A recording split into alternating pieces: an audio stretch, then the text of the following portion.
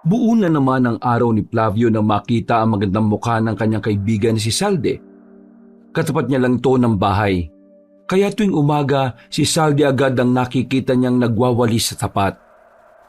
Matagal nang may pagtingin si Flavio sa dalaga. Pero wala lang talaga siyang lakas ng loob na magtapat. Natatakot kasi siya na baka masira naman ang kanilang pagkakaibigan, kaya mas minabuti na lamang niyang hindi na lamang magsabi. Ulilang lubos ang binata. Siya na lamang ang mag-isa sa buhay, pero kahit nawala na ang kanyang pamilya dahil sa isang trahedya, patuloy pa rin naman siyang lumalaban. Kinakaya pa rin niya. Madiskarte sa buhay ang binata. Lahat ng trabahong pwede niyang pasukan, basta kaya niya ay pinapasukan niya. Flavio, iba yata ang ngiti mo ngayon Anong meron? Ha? Oh, wala. Wala naman. Oh, bawal ba maging masaya sa araw na to? Hindi naman. Dapat nga masaya tayo lagi Masaya naman ako sa iyo Ha? Anong sinabi mo? Wala. Sabi ko, maganda ka sana kaso bingi ka. Di bali ng bingi basta maganda. Kaysa bingi ka na nga, hindi ka pa maganda. Oo na. Yan ka na naman Ay, siya nga pala. Kumusta na pala yung paghanap mo ng trabaho? Wala pa nga rin akong nahahanap Wala pa ako natatanggap na reply sa mga ina-applyan ko sa sentro. Tingin mo, matatanggap kaya ako? Oo naman Sa ganda mong yan. Saktong-sakto ka sa ganung trabaho. Sa pagiging sales lady. Isang tinitingnan dyan yung mukha Mas nakakalamang ka pa kasi matangkad ka naman. Sus, binubola mo na naman ako Hindi nga, seryoso. Para ka naman timang Sana nga matanggap na ako. Hindi ko na kasi kayang maging pabigat pa rito Alam mo naman ang nanay mo, mabunganga. Nakakasawa na rin makinig ng sermon. Matatanggap ka nga niyan. Basta lagi mo lang kasing ipagdarasal. Huwag ka masyadong nega, no? Ngumiti na lamang ang dalaga sa kanya. Napayos naman siya ng tingin. Hindi niya kasi kayang makipagtinginan ng matagal sa babae. Pakiramdam niya ay namumula siya kahit na hindi naman halata dahil moreno siya. Iniba na lamang ni Flavio ang usapan. Kalaunan, itinuon na nila ang atensyon sa kani-kanilang ginagawa. Habang abala ang babae, pasimpleng tumingin si Flavio kay Salde. Hindi niya maiwasang hindi mapangiti. Maya-maya pa, inihanda na rin niya ang kanyang sarili sa pagpasok. Kargador siya sa isang warehouse, nakatabi lang din naman ng kanilang baryo. Tamang suot lang ng sandong itim at maong na pambaba. Nilisan na rin niya ang kanyang bahay. Dinaanan na muna niya ang kaibigang si Rolly. Ito ang kasakasama niya sa trabaho. Tagal mo naman. Tapos ang bagal mo pang maglakad. Ito naman, hindi pa naman tayo late Mahaba pa oras natin Nakakainip kayang maghintay. Buti sana kung nakaupo ko dito sa tindahan Oo na, magmamaktol ka na naman. Ito na nga palis na tayo. Aba, iba aurahan mo ngayon Sabihin mo nga, nakapagsabi ka na ba kay Salde? Bumuntong hininga si Flavio. Para itong nanlambot sa tanong na yon dahil alam niyang madidismaya na naman ang kanyang kaibigan kapag sumagot siya. Malamang hindi pa. Ay, nako naman, torpe ka talaga. Hindi naman ako torpe, pre. Alam mo namang magkaibigan kami ni Salde mula pa ng pagkabata Kapag umamin ako sa kanya masisira malamang yung pagkakaibigan namin. Pre, yun nga ang maganda. Matagal na kayong magkakilala. Kaya hindi na kayo mahirapan sa isa't isa. Basta. Hindi pa rin ako nagkakaroon ng lakas ng loob Kailan pa? Kapag may iba nang nanliligaw sa kanya? Pre, huwag kang babagal-bagal. Baka nakakalimutan mo, maganda at sexy si Salde. Maraming makakagusto dyan. Kung di nga lang din kita kaibigan, baka tinalo na kita Kasi pre, hindi naman kasi pipitsuging babae si Salde. Huwag ka mag-alala. Kukuha lang ako ng tamang pagkakataon para masabi ko ng tuluyan yung nararamdaman ko. Ay nako, ikaw nga bahala. Ang sa akin lang naman ayoko lang na may pagsisiyan ka sa huli. Huminga na lamang ng malalim si Flavio. Ilang sandali lang naman ay nakarating na rin sila sa kanilang trabaho. Marami-rami silang ginawa nung araw na yon. Kaya naman, pagsapit pa lang ng hapon, ramdam na agad nila ang pagod. Sanay na ang katawan ni Flavio sa pagbubuhat kahit na may kapayatan ng kanyang katawan. Maya-maya lang ay oras na rin ang kanilang uwian. Nagpaalam na sila sa kanilang mga kasama at lumabas na rin ng warehouse. Pre, nabalitaan mo ba yung pangyayari dun sa mansion sa kabilang baryo? Ha? Bakit? Ano ba nangyari? Anong meron? Huli na ako sa mga ganyang balita eh. Di ba yung mga Reyes? Sila yung original na may-ari ng mansyon. O bakit? Ano naman ngayon? Wala na sila ron ngayon. Ang sabi-sabi sa nasagap ko lang wala na sila ron kasi binawi na raw ng totoong may-ari. Ay nako, hindi naman pala sa kanila yung mansyon. Ngayon, ang nangyari, dumating na yung totoong may-ari. Lumipat na raw dun nung nakaraan. Ang sabi pa, mayayaman talaga yung mga taong yun. Manaloto yung apelyido. Ngayon ko lang narinig ang angkan na yan. Mayayaman pala yung mga yun. Kung ganun ang nangyari, baka nga talaga hindi sa mga Reyes yung mansyon. O tapos, ano naman ngayon? Wala naman, nakwento ko lang. Wala kasi tayo mapag-usapan eh. Wala rin naman kasi akong maisip na pag-uusapan natin eh. Alam mo, mabuti pa. Tumambay ka muna sa bahay, gitara tayo.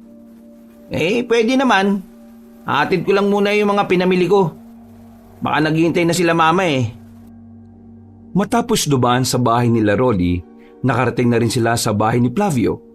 Sakto naman na naabutan nila ang lalaking si Brusco. Nasa harapan nito ng bahay nila Salde. May daladalang bulaklak at pormadong-pormado. Yan na sinasabi ko sa'yo. Naunahan ka na ng tukmol na yan Tingnan mo nga mas gwapo ka pa dyan eh. Pero mas makapal ang mukha niya. May pera siya. May kaya sila sa buhay kaya pinanghihinaan ka na ng loob. Tingnan mo yung ginagawa niya. Normal na ginagawa yan ng lalaki, pre. Walang bago. Pero yung ginagawa mo, araw-araw na pagpapangiti kay Salde, hindi lahat ng lalaki kayang gawin yun. Mas lamang ka pa rin, Kaya mayos ka. Ikaw mano ko kaya huwag kang papatalo dyan, Tara. Anong tara? Ina mo naman maka-pick up, Flavio. Lalapit tayo doon para makipagkumpetensya. Huwag kang papayag maungusan ng lalaking yun, Mukha namang hito na puyat yan eh. Hinila siya ni Rolly palapit sa harapan ng bahay nila Salde. Agad din namang napatingin sa kanya ang lalaking si Brusco sa kanila. Nakasimangot ito at parang iritang-irita. Tiningnan naman nila ito na masama. Anong ginagawa niyo? Bakit namin sasabihin? Oo nga, sino ka ba? Ako si Brusco. Hindi niyo ba ako kilala? Kilala ka namin. Ikaw yung mayabang sa bilyaran. Hindi ka naman makashoot. Huwag niyo akong guluhin dito. Manliligaw ako kay Salde. Sus, wala kang pag-asa doon, Paano wala? Hinihintay ko nga na lang na lumabas Kakain kami sa labas. Kakain kayo sa labas? As in, dito sa labas? Timang, kakain sa labas. Ibig sabihin, magdi-date sila. Magdi-date Anong magdi-date? Di ako naniniwala. Ikaw, papatulang ka ni Salde? O bakit? Anong tingin mo sa akin? Katulad mo? Ang mabuti pa, umalis na kayo sa harapan ko. Dahil naaalibadbaran ako sa inyo. Masisiraan niyo pa ang mood ko Ilang sandali lang ay lumabas na rin ang dalagang si Salde. Nakabis ito pero simpleng puting t-shirt lang ang suot nito. Habang nakamaong naman itong pantalon. Napatingin si Salde sa kanila. Unang tingin pa lang ng dalaga ay nakaramdam na siya ng hindi maganda. Nag-aaway ba kayo? Nako, hindi naman Pinupuri ko pa nga siya Sabi ko, ang cute ng suot niya. Parang suma ng sikip-sikip. May sinasabi ka ba dyan? Ha? Wala. Ang sabi ko, ang pogi mo. Ay, siya nga pala, Salde. Saan ka pala pupunta? Sasama ako sa kanya. Sabi niya kasi ililibre niya raw ako Salde. Etong bulaklak para sa'yo. Parang gustong magwala sa selos ni Flavio nang tanggapin ng dalaga ang mga bulaklak. Nagsarado ang kanyang kamao. Pero agad din naman siyang kumalma nang mapagtanto na hindi naman niya pag-aari ang dalaga. Sobrang salamat ah. Alam mo bang ngayon pa lang ako nakatanggap ng bulaklak sa buong buhay ko? Lalong nakaramdam ng inis si Flavio. Hindi siya makapaniwalang kinalimutan na ni Salde na siya ang unang nakapagbigay ng bulaklak sa dalaga nung bata pa sila. Hindi na nakapagsalita pa ang lalaking si Flavio. Pakiramdam niya sa mga oras na ito ay talo na siya sa laban kahit hindi pa man nagsisimula. O paano? Aalis na kami. Good luck sa'yo, Flavio. Sana mahanap mo na rin ang babaeng para sa'yo. Nagtataka na lamang ang mukha ni Salde. Hindi na rin nagtagal, umalis na rin sila roon. Naiwang bagsak ang balikat ni Flavio. Agad namang siyang tinapik ni Rolly ng malakas sa balikat. Huwag mo sabing magpapatalo ka na agad. Hindi pa sila, pre. Nandiligaw pa lang yung tukmol na yun. Magsabi ka na kasi kay Salde para makapanligaw ka na rin. Pambira ka talaga, oh. Hindi ko pa nga kaya, kulit mo naman. Iniisip ko pa rin yung pagkakaibigan namin. Tapos ngayon, gaganyan-ganyan ka. Wala kang gana tapos para kang mamamatay sa panghihina. Hindi bagay sa'yo ganyan, pre. Para kang batang naagawan ng lollipop eh. Nauna nang pumasok si Flavio sa loob ng bakuran. Sumunod naman sa kanya ang binatang si Rolly. Noong gabing yun, sa halip na hindi sila iinom ng alak ay napabili na lamang sila. Tamang tagay lang sila habang naghihintay kung kailan makakauwi ang dalaga. Dakong 9:00 ng gabi, nakita na nilang dumating na sila Salde. Hinatid pa ito ni Brusco. Hinintay na muna nilang mawala si Brusco saka lumapit si Flavio. At dahil may sapi na ng alak ang katawan, pakiramdam ni Flavio ay may lakas na rin siya ng loob na magsabi ng kanyang nararamdaman. Salde. Oh, Flavio. Teka, nakainom ka ba? Oo eh. Nakain naman ko pero konti lang naman. May sasabihin ka ba? Ano kasi... Sandali itong lumingon kay Rolly. Sumenyas lang si Rolly na lakasan na niya ang kanyang loob na sabihin ng tungkol sa kanyang nararamdaman. Pero sa halip na makapagtapat, inatake na naman ang kaduwagan ng lalaki. Ano kasi... Ano nga? Sabihin mo na, may gagawin pa ako eh. Ano kasi... gusto sana kitang... Pambihira, ano nga? Gusto sana kitang sabihan na ang ganda mo ngayon. Bagay yung suot mo sa'yo. Ay nako, bolero ka na naman. Simpleng t-shirt lang naman to. Tsaka maong. Kupas pa. Ano maganda dito? Ikaw? Diyos ko, lasing ka lang. Pero maraming salamat ha, kasi hindi ako nakarinig ng ganyang salita ngayong araw eh. Sige na, may gagawin lang ako sa bahay. Malapad ang ngiti ni Flavio nang balikan niya ang kanyang kaibigan. Masaya rin si Rolly nung dahil buong akala nito nasabi na ni Flavio ang tungkol sa kanyang nararamdaman. O pre, kumusta? Nasabi mo na ba? Mukhang goods ah. Ganda ng ngiti mo at saka ni Saldi. Ano, maliligaw ka na ba? Ha? Hindi ko pa nasabi. Ang sabi ko lang sa kanya, ang ganda niya. Ay sus, pambira ka naman talaga oh. Akala ko naman yun na. Kinuha ni Rolly ang chicharon at binato sa mukha niya. Pero nakangiti lang si Flavio na parabang tanga. Nakatingin sa malayo at hindi pa ito matatauhan kung hindi tatapikin ng malakas. Uy, bakit ka ba nakangiti dyan? Akala ko ba hindi mo pa? Ngayon lang daw siya nakatanggap ng salitang maganda siya eh.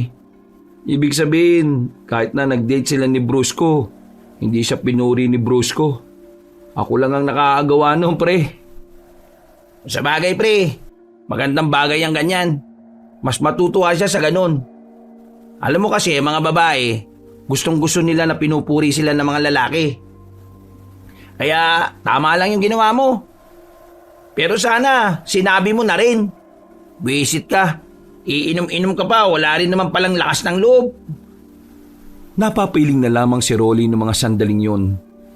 Tinapos na lamang nila ang kanilang ginagawa at saka umuwi na rin si Rolly. Kinabukasan, wala silang pasok. Pinag-day off ang lahat ng kargador dahil wala pa rin binabagsak sa warehouse. Naglalakad si Flavio noon galing sa labas ng kanilang baryo. Nasa gilid ng kalsada ang binata nang makita niya ang magandang sasakyan na dumaan sa kanyang harapan. Pumasok ito ng baryo nila.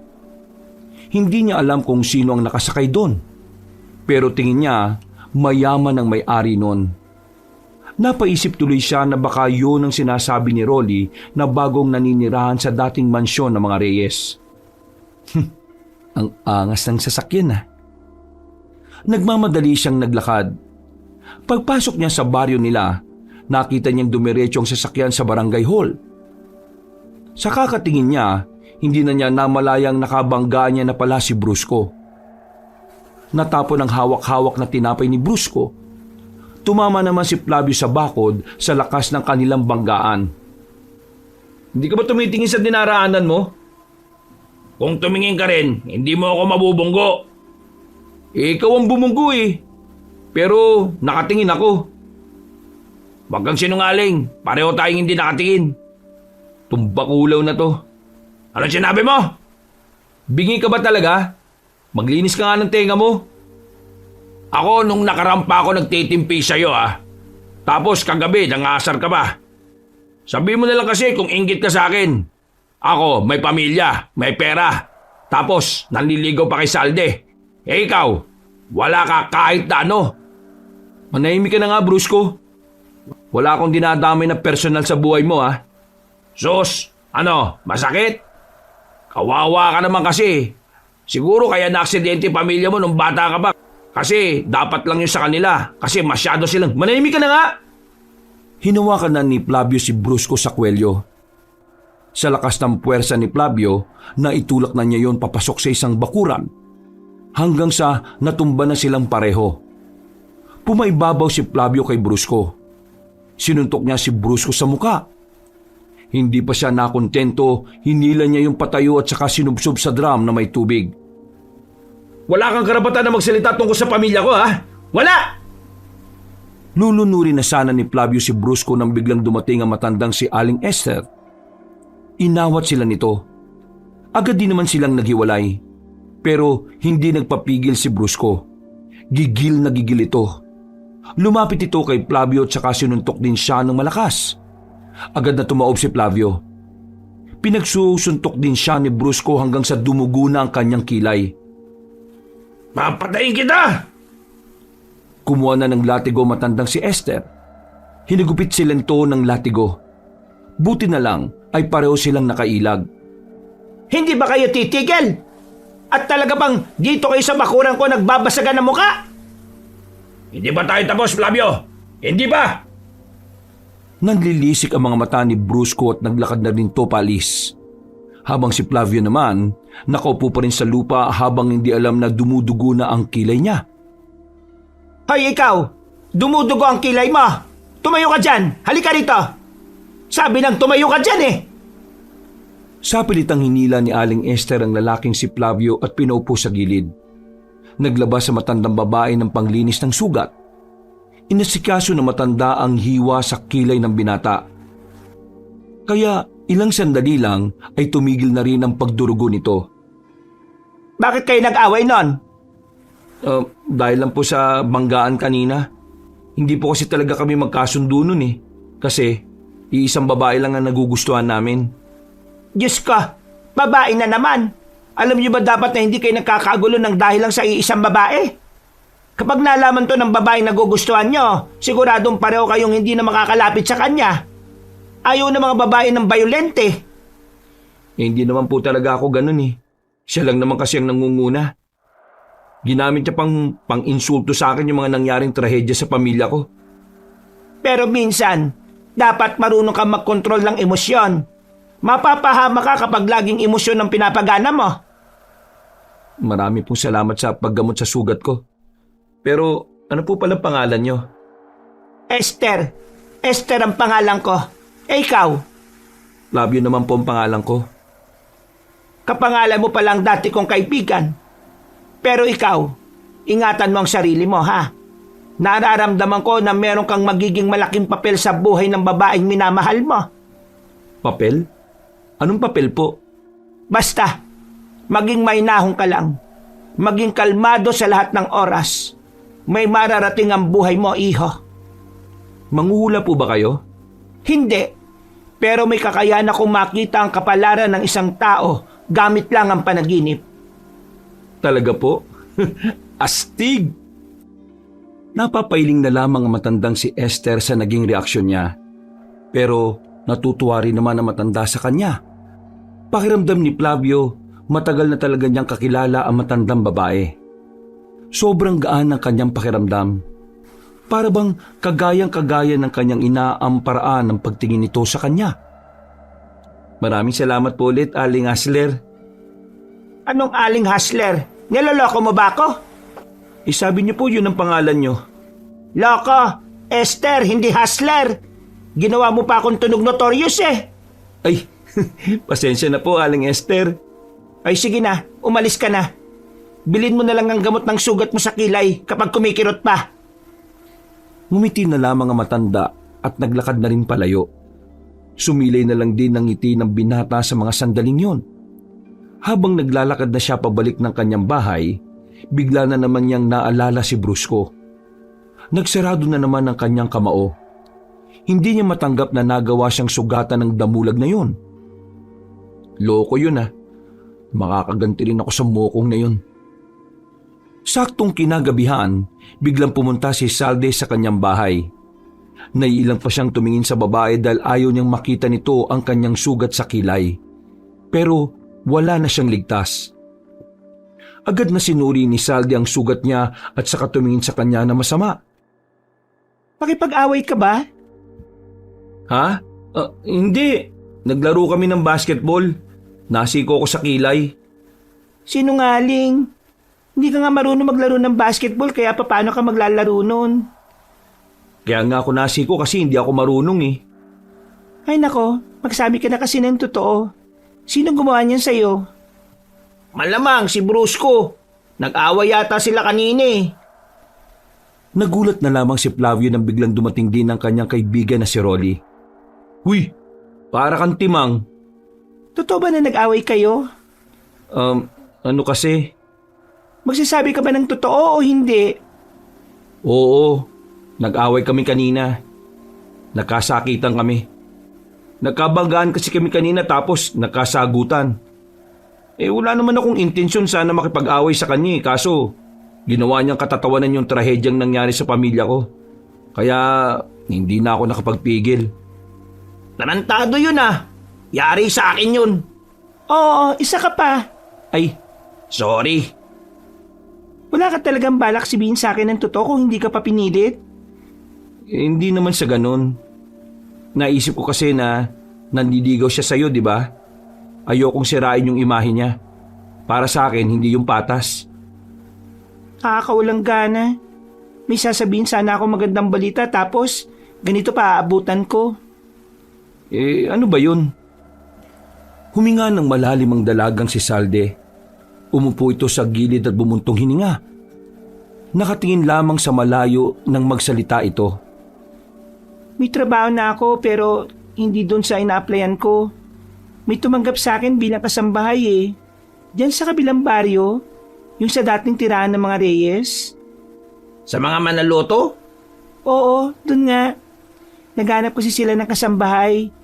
Kailangan ko na kasi talaga ng pera kaya pinatus ko na. Ang taas ng sahod eh. Para na rin akong nag-opisina, kaunti lang ang diferensya. Masaya ako at may trabaho ka na. Pagbutiin mo ron. Mag-iingat ka. Alam mo naman, maganda ka. Baka mamaya pagtripan ka ng mga magiging katrabaho mo ron. Kainggitan ka. Hindi naman siguro. Nabalitaan ko na mababait naman daw yung mga manaloto. Bukas pala, doon ako titira. Stayin kasi kami ron eh. Linggo lang kami makakauwi sa amin. Gusto mo bang ihatid na kita? Pwede naman. Marami rin kasi akong bitbitin eh. Tinusok-tusok pa ni Rolly ang tagiliran ni Flavio para tuksuhin. Agad namang itong sinuway ng binata. Nang umalis si Salde, masayang-masaya ang binatang si Flavio. Pakiramdam niya kasi ay yun na ang simula ng tinatawag niyang The Moves. Balak niya kasing unti-untiin lang ang babae. At kapag nakakuha na siya ng perpektong pagkakataon, sa kanya ito kakausapin tungkol sa kanyang nararamdaman. Kahit na nabugbog siya ni Brusco nung araw na yon, nakangiti pa rin siyang natulog. At kahit nang gumising siya sa umaga, para siyang nanalo sa loto sa lapad ng kanyang ngiti. Pasipol-sipol pa siya sa bakuran habang nagpapakulo ng tubig. Napalingon siya sa labas nang makita niyang napadaan si Aling Esther. Napatingin din na matandang babae. Aling Esther! Kayo pala yan. Bakit hindi ka nagkokokak? Sira ulo, malaka ba ako? Ay teka, dito ka pala nakatira? Bakit to? Nakarating na po ba kayo rito? Hindi naman, ngayon lang din. Ano po yung dala nyo? Mga halamang gamot lang yan, herbal kumbaga. Tama yan. Maganda po yan sa kalusugan. O paano? Ako maglalaga pa din muna ha. Aalis na sana ang matandang babae nang bigla sila makarinig ng sigaw ng isang lalaki. Nanggagaling yung sa kalapit na bakuran lang ni Flavio. Literal na 3 metro lang ang distansya mula sa kanyang bahay. Pareho silang nagtataka ni Aling Esther. Nagpatuloy lang ang pagsigaw na parang may kasama na rin pag-iyak. Kaya naman hindi na rin natahimik ang kalooban ni Flavio. Lumabas na rin siya at iniwan sandali ang kanyang sinasalang. Pagtingin nila sa harapan ng bahay ng lalaking sumisigaw, naroon na rin ang ibang tao. Kapag tsismisan talaga, buhay talaga ang mga tao no? Lumapit sila roon ni Aling Esther. Pagsilip nila sa loob, nasipat nila sa bahay ang lalaki na bitbit na ang kanyang asawa, na ayon dito ay buntis. Pero sa mga sandaling yon, kitang-kita nila ang nakabuka na tiyan ng babae. Wala na ang sanggol at wala na rin buhay ang biktima. Unang pumasok sa isipan ng mga tao, inaswang. Nilapa ng aswang na kung tawagin ay wakwak. Biglang nawala si Aling Esther sa tabi ni Flavio noong mga sandaling yon. Hindi niya alam kung saan na yun nagpunta. Nagtataka siya kung bakit ganun na lang kabilis na nawala ang matandang babae. Ilang minuto pa, nagdatingan na rin ang pamunuan ng kanilang barangay. Meron na rin mga pulis. Nagpasukan ng mga yon para imbestigahan ang nangyari. Nagulat na lang din si Flavio dahil naroon na rin ang binatang si Rolly.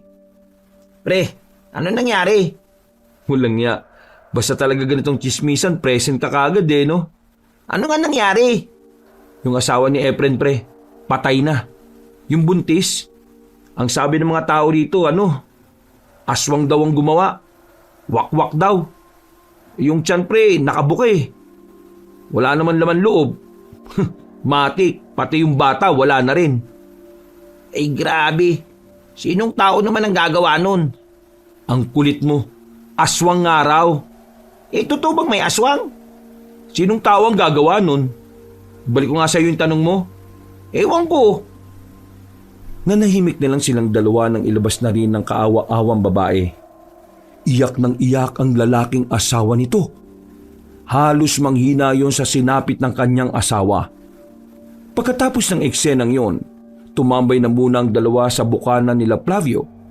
Wala pa rin naman silang trabaho dahil hindi pa rin sila pinapupunta. Kaya naman, tamang tulala lamang sila roon. Ano sa tingin mo?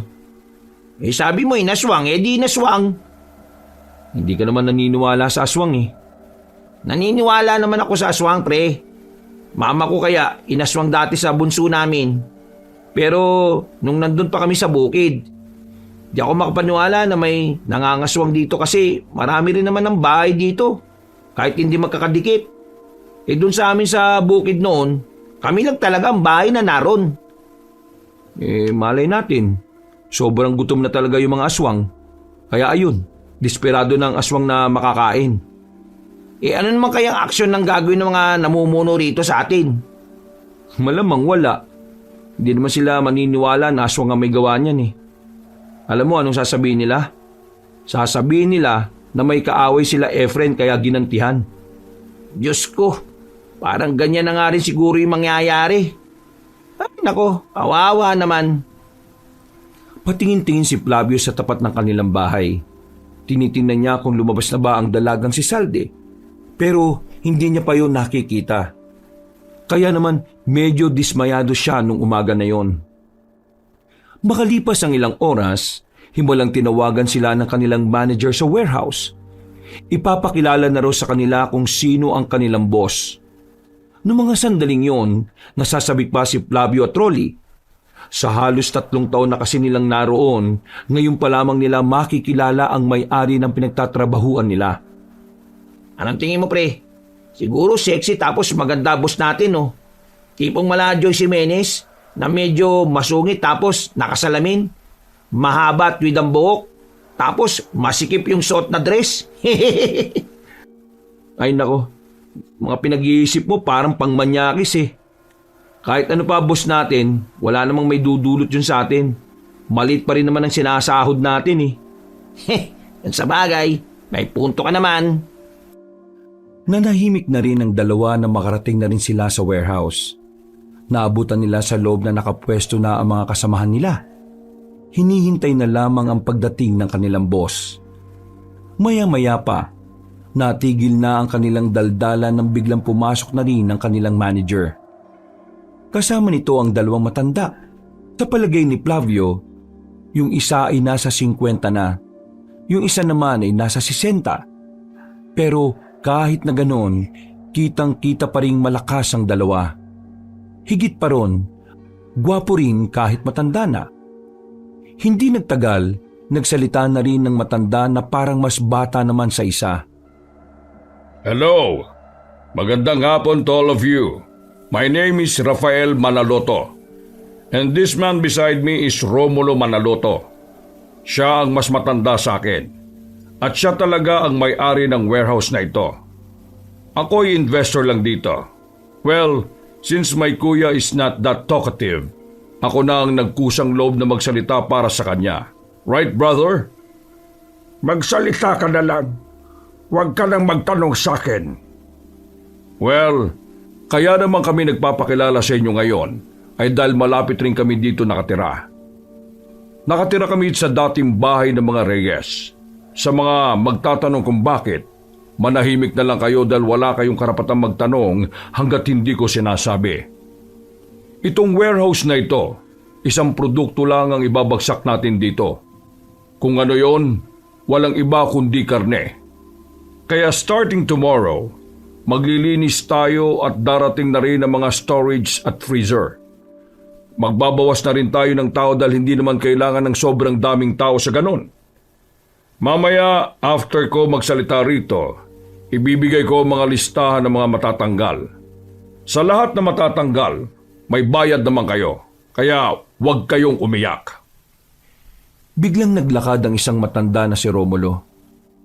Lumapit ito sa mga nakatayong kahilera nila Flavio. Isa-isa silang tiningnan na masama. Kinakabahan na sila Flavio noon dahil pakiramdam nila pumipili na ang matandang lalaki kung sino ang maaalis. Maya-maya pa, bigla naman itong tumigil sa harapan ni Flavio. Pero nakahinga siya ng maluwag nang sa katabi niya ito pumunta. Eto, alisin nyo ito. Teka, nakalista na mga aalisin. Bakit mo aalisin ang taong yan?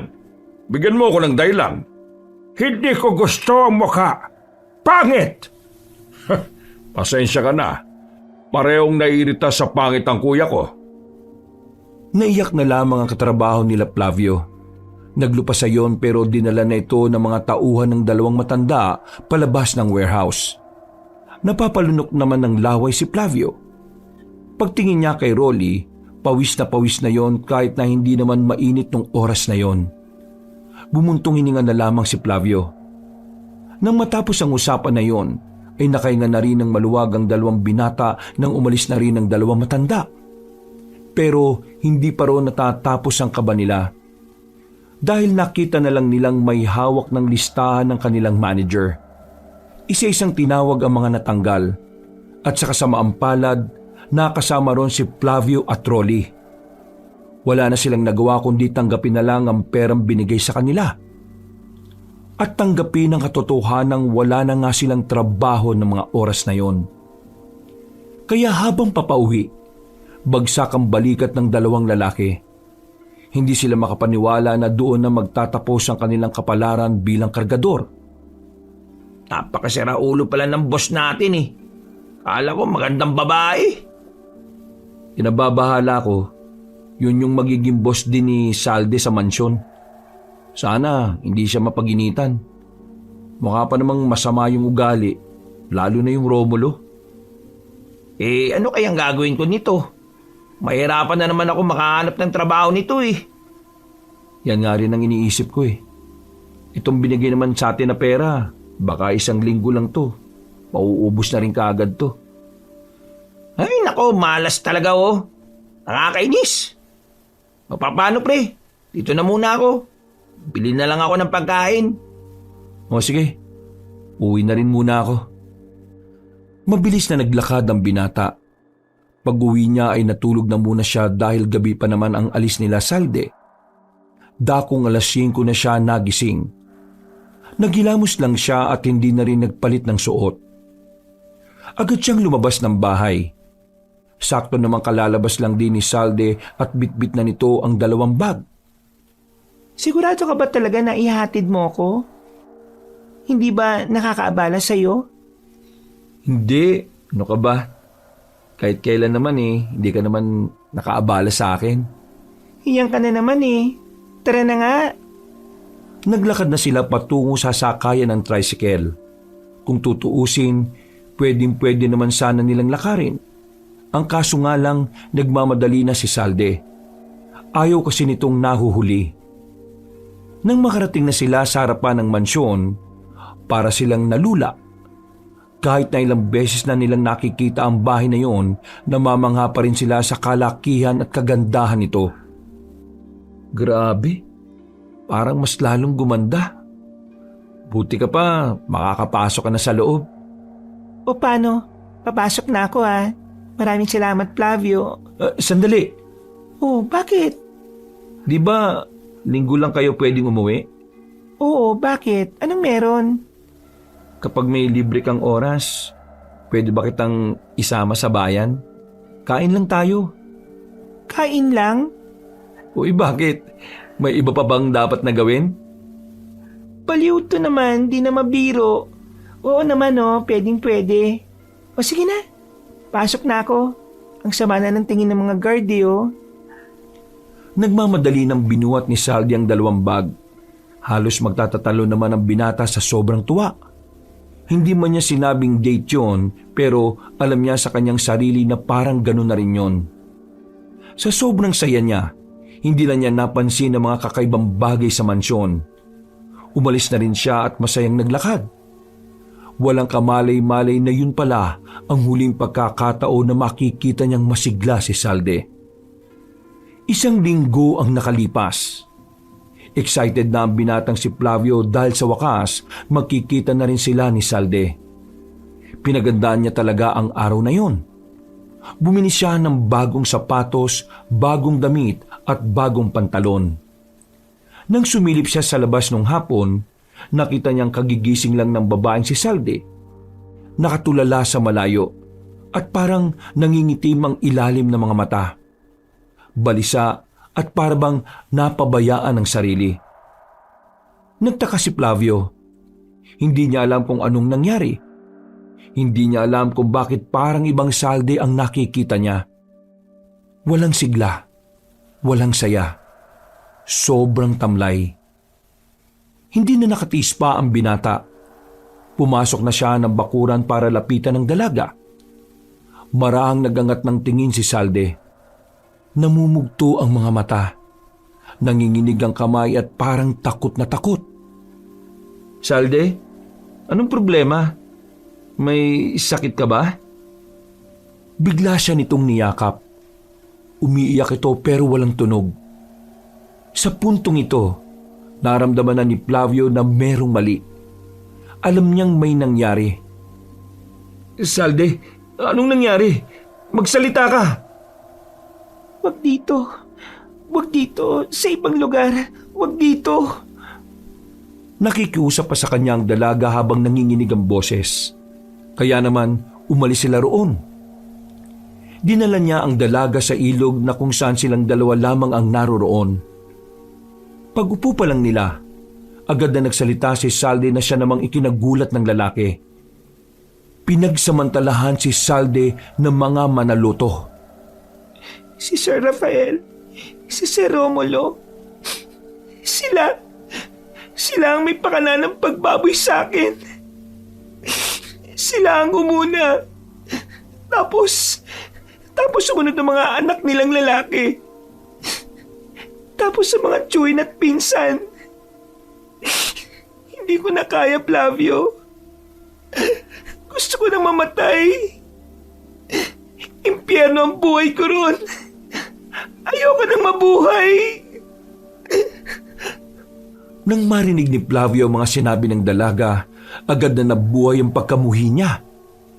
Wala siyang ibang inisip kundi paslangin ang mga yon. Gusto niyang magiganti. Gusto niyang bigyan ng hustisya ang ginawa ng mga yon sa babae. Hindi na niya kailangan ng tulong ng mga pulis. Dahil alam niyang kayang-kaya naman bayaran ng dalawang matandang magkapatid ang batas sa kanilang lugar. Napakawalang hiya nila. Papatay ko sila. Pagbabayarin ko sila sa ginawa nila sa'yo.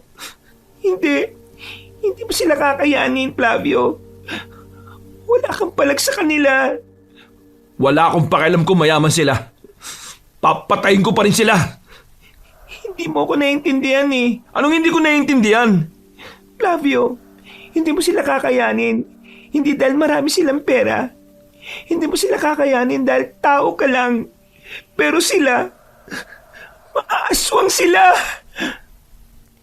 Tila sandaling natunaw ang galit ni Flavio nung marinig niya ang sinabing yon ng babae. Hindi niya kasi inaasahan yon. Pagtingin niya sa mukha ni Salde, kitang-kita niya ang nag-uumapaw na takot at pangamba. Damang-dama niya ang trauma ng babae. Hindi sila mga tao. Mga aswang sila. Nakakatakot. Naalala ko pa rin ang mga itsura nilang halimaw habang binababoy nila ako. Mga halimaw sila. Mga aswang. Ang paraan na lang para makatakas ako sa kalbaryong ito ay ang kamatayan. Hindi ko na kaya, Flavio. Araw-araw kong naaalala. Mapapaliw na ako. Hindi na alam ni Flavio ang kanyang sasabihin. Sobrang hindi niya inakala na ganun pala ang kanyang malalaman. Natahimik si Flavio at nagkaroon ng kaunting takot at kaba. Pero hindi pa rin nabubura sa kanyang kalooban ng pagnanais na maipagiganti ang dalaga. Nang maging kalmado na ang dalaga at nang bumaba na rin ang emosyon na kanilang nararamdaman, saka na sila nakapag-usap ng mahinahon. Hindi ko alam kung anong sasabihin ko kanina kaya nanahimik na lang ako. Sa totoo lang, si Romulo at Rafael din kasi ang boss namin sa warehouse eh. Natanggal kami sa trabaho dahil gagawin parang imbakan ng karne ang warehouse na yon. Sa mga sinabi mo, parang naisip ko na baka hindi karne ng hayop ang ilagay nila ron eh, kundi karne ng tao. Hindi naman malabo yun. Kasi yun naman talaga ang kinakain nila eh. Pero Salde, magpakatatag ka. Pinapangako ko, makakamit mo ang hustisya. Flavio, gusto ko na lang manahimik. Wala rin tayong pag-asa na manalo sa kanila. Meron silang pera at meron silang lakas na hindi gaya ng sa normal na tao. Huwag mong sabihin yan. Kung kampon sila ng kadiliman, kakampi naman natin ng Diyos. Hindi. Walang Diyos. Kasi kung may Diyos, hindi niya sana ako hinayaan na babuyan ng mga aswang na yon. Hindi sana ako pinagsamantalaan ng buong angkan na yon. Hindi na lamang kinontra ni Flavio kung anuman ang pinaniniwalaan ng dalaga. Alam niyang nasasaktan pa yon, kaya hahayaan na lamang niya itong ilabas ang lahat ng nasa isipan niya. Matapos ang kanilang pag-uusap, hinatid na niya ito sa bahay ng dalaga. Bago sila magkahiwalay, pinakiusapan niya pa si Salde na huwag nang babalik sa bahay ng mga manaloto. Pumayag naman si Salde at nagkusang loob na lamang si Flavio na siya ang kukuha ng gamit ng babae sa mansyon. Pag-uwi niya sa kanila, doon lamang naramdaman ni Flavio ang bigat ng mga pangyayari. Hindi katanggap-tanggap, kasuklam-suklam at walang kapatawaran ang ginawa ng mga manaloto sa babaeng pinakamamahal niya. Handa siyang isugal ang buhay niya para lamang gantihan ng mga yun. Pero bago niya isagawa yun, aalamin niya muna ang mga bagay-bagay tungkol sa mga aswang. Kaya naman, nagtungo siya sa bayan kinabukasan. Naghanap siya ng mga libro doon na may kinalaman sa aswang. Nang mahanap ay agad niyang binili ang libro kahit na may kamahalan. Binasa niya yon. Ilang araw niyang pinag-aralan ang mga nakalagay doon. Pero habang kumukuha siya ng kaalaman, unti-unti namang nawawala sa sarili ang babaeng si Salde. Isang umaga, nakita na lamang niya yung tumatawang mag-isa sa harapan ng bahay nila. Kahit ang mga magulang ng babae ay nababahala na rin sa kinikilos ng kanilang anak. Sobrang nasasaktan si Flavio sa nakikita niya na nagkaganon ang babaeng mahal niya. Kaya naman, mas lalong nag-alab ang kagustuhan niyang mabigyan ng hustisya ang nangyari kay Salde. Mula nang magpakita ng kakaibang ugali ang dalaga, hindi na yon kailanman pinalabas ng pamilya nito. Nasa loob na lamang ito palagi, pero wala pa rin kalam-alam ang mga yon kung bakit nagkaganon ang babae. Ang alam lang ng pamilya nito, kusa na lang itong nabaliw ng walang dahilan. Samantala, kinuwento na rin ni Flavio ang lahat ng nangyari sa kanyang kaibigan na si Rolly. Maging si Rolly ay halos manlambot sa kanyang nalaman. Awang-awa ito sa dalaga. Nagbabaga rin ang galit ito para sa mga manaloto. Hindi lang pala tarantado mga yun eh. Mga siraulo din. Mga manyakis. Tama lang pala na wala na rin tayo sa warehouse, pre. O anong balak mo ngayon? Kaya ko mangiram ng baril. Pwede ko silang itumba. Ano? Sabihin mo lang. Huwag kang padalos-dalos. Hindi mo alam kung anong kakalabanin mo. Oo nga. Naroon na tayo na mayaman sila pero Mga aswang ang mga gumahasa kay Salde. Mga aswang ang mga manaloto. Natamimi ang lalaking si Rolly. Para itong nabarahan ng malaking bato sa lalamunan. Napahawak pa ito sa dingding ng bahay. Nanlalaki ang mga mata at agad na pinagpawisan. Kaya hindi tayo basta-basta pwedeng gumalaw. Mga aswang ang mga makakalaban natin. Para makuha natin ang hustisya para kay Salde, kailangan natin matutunan kung ano mga bagay na dapat nating malaman.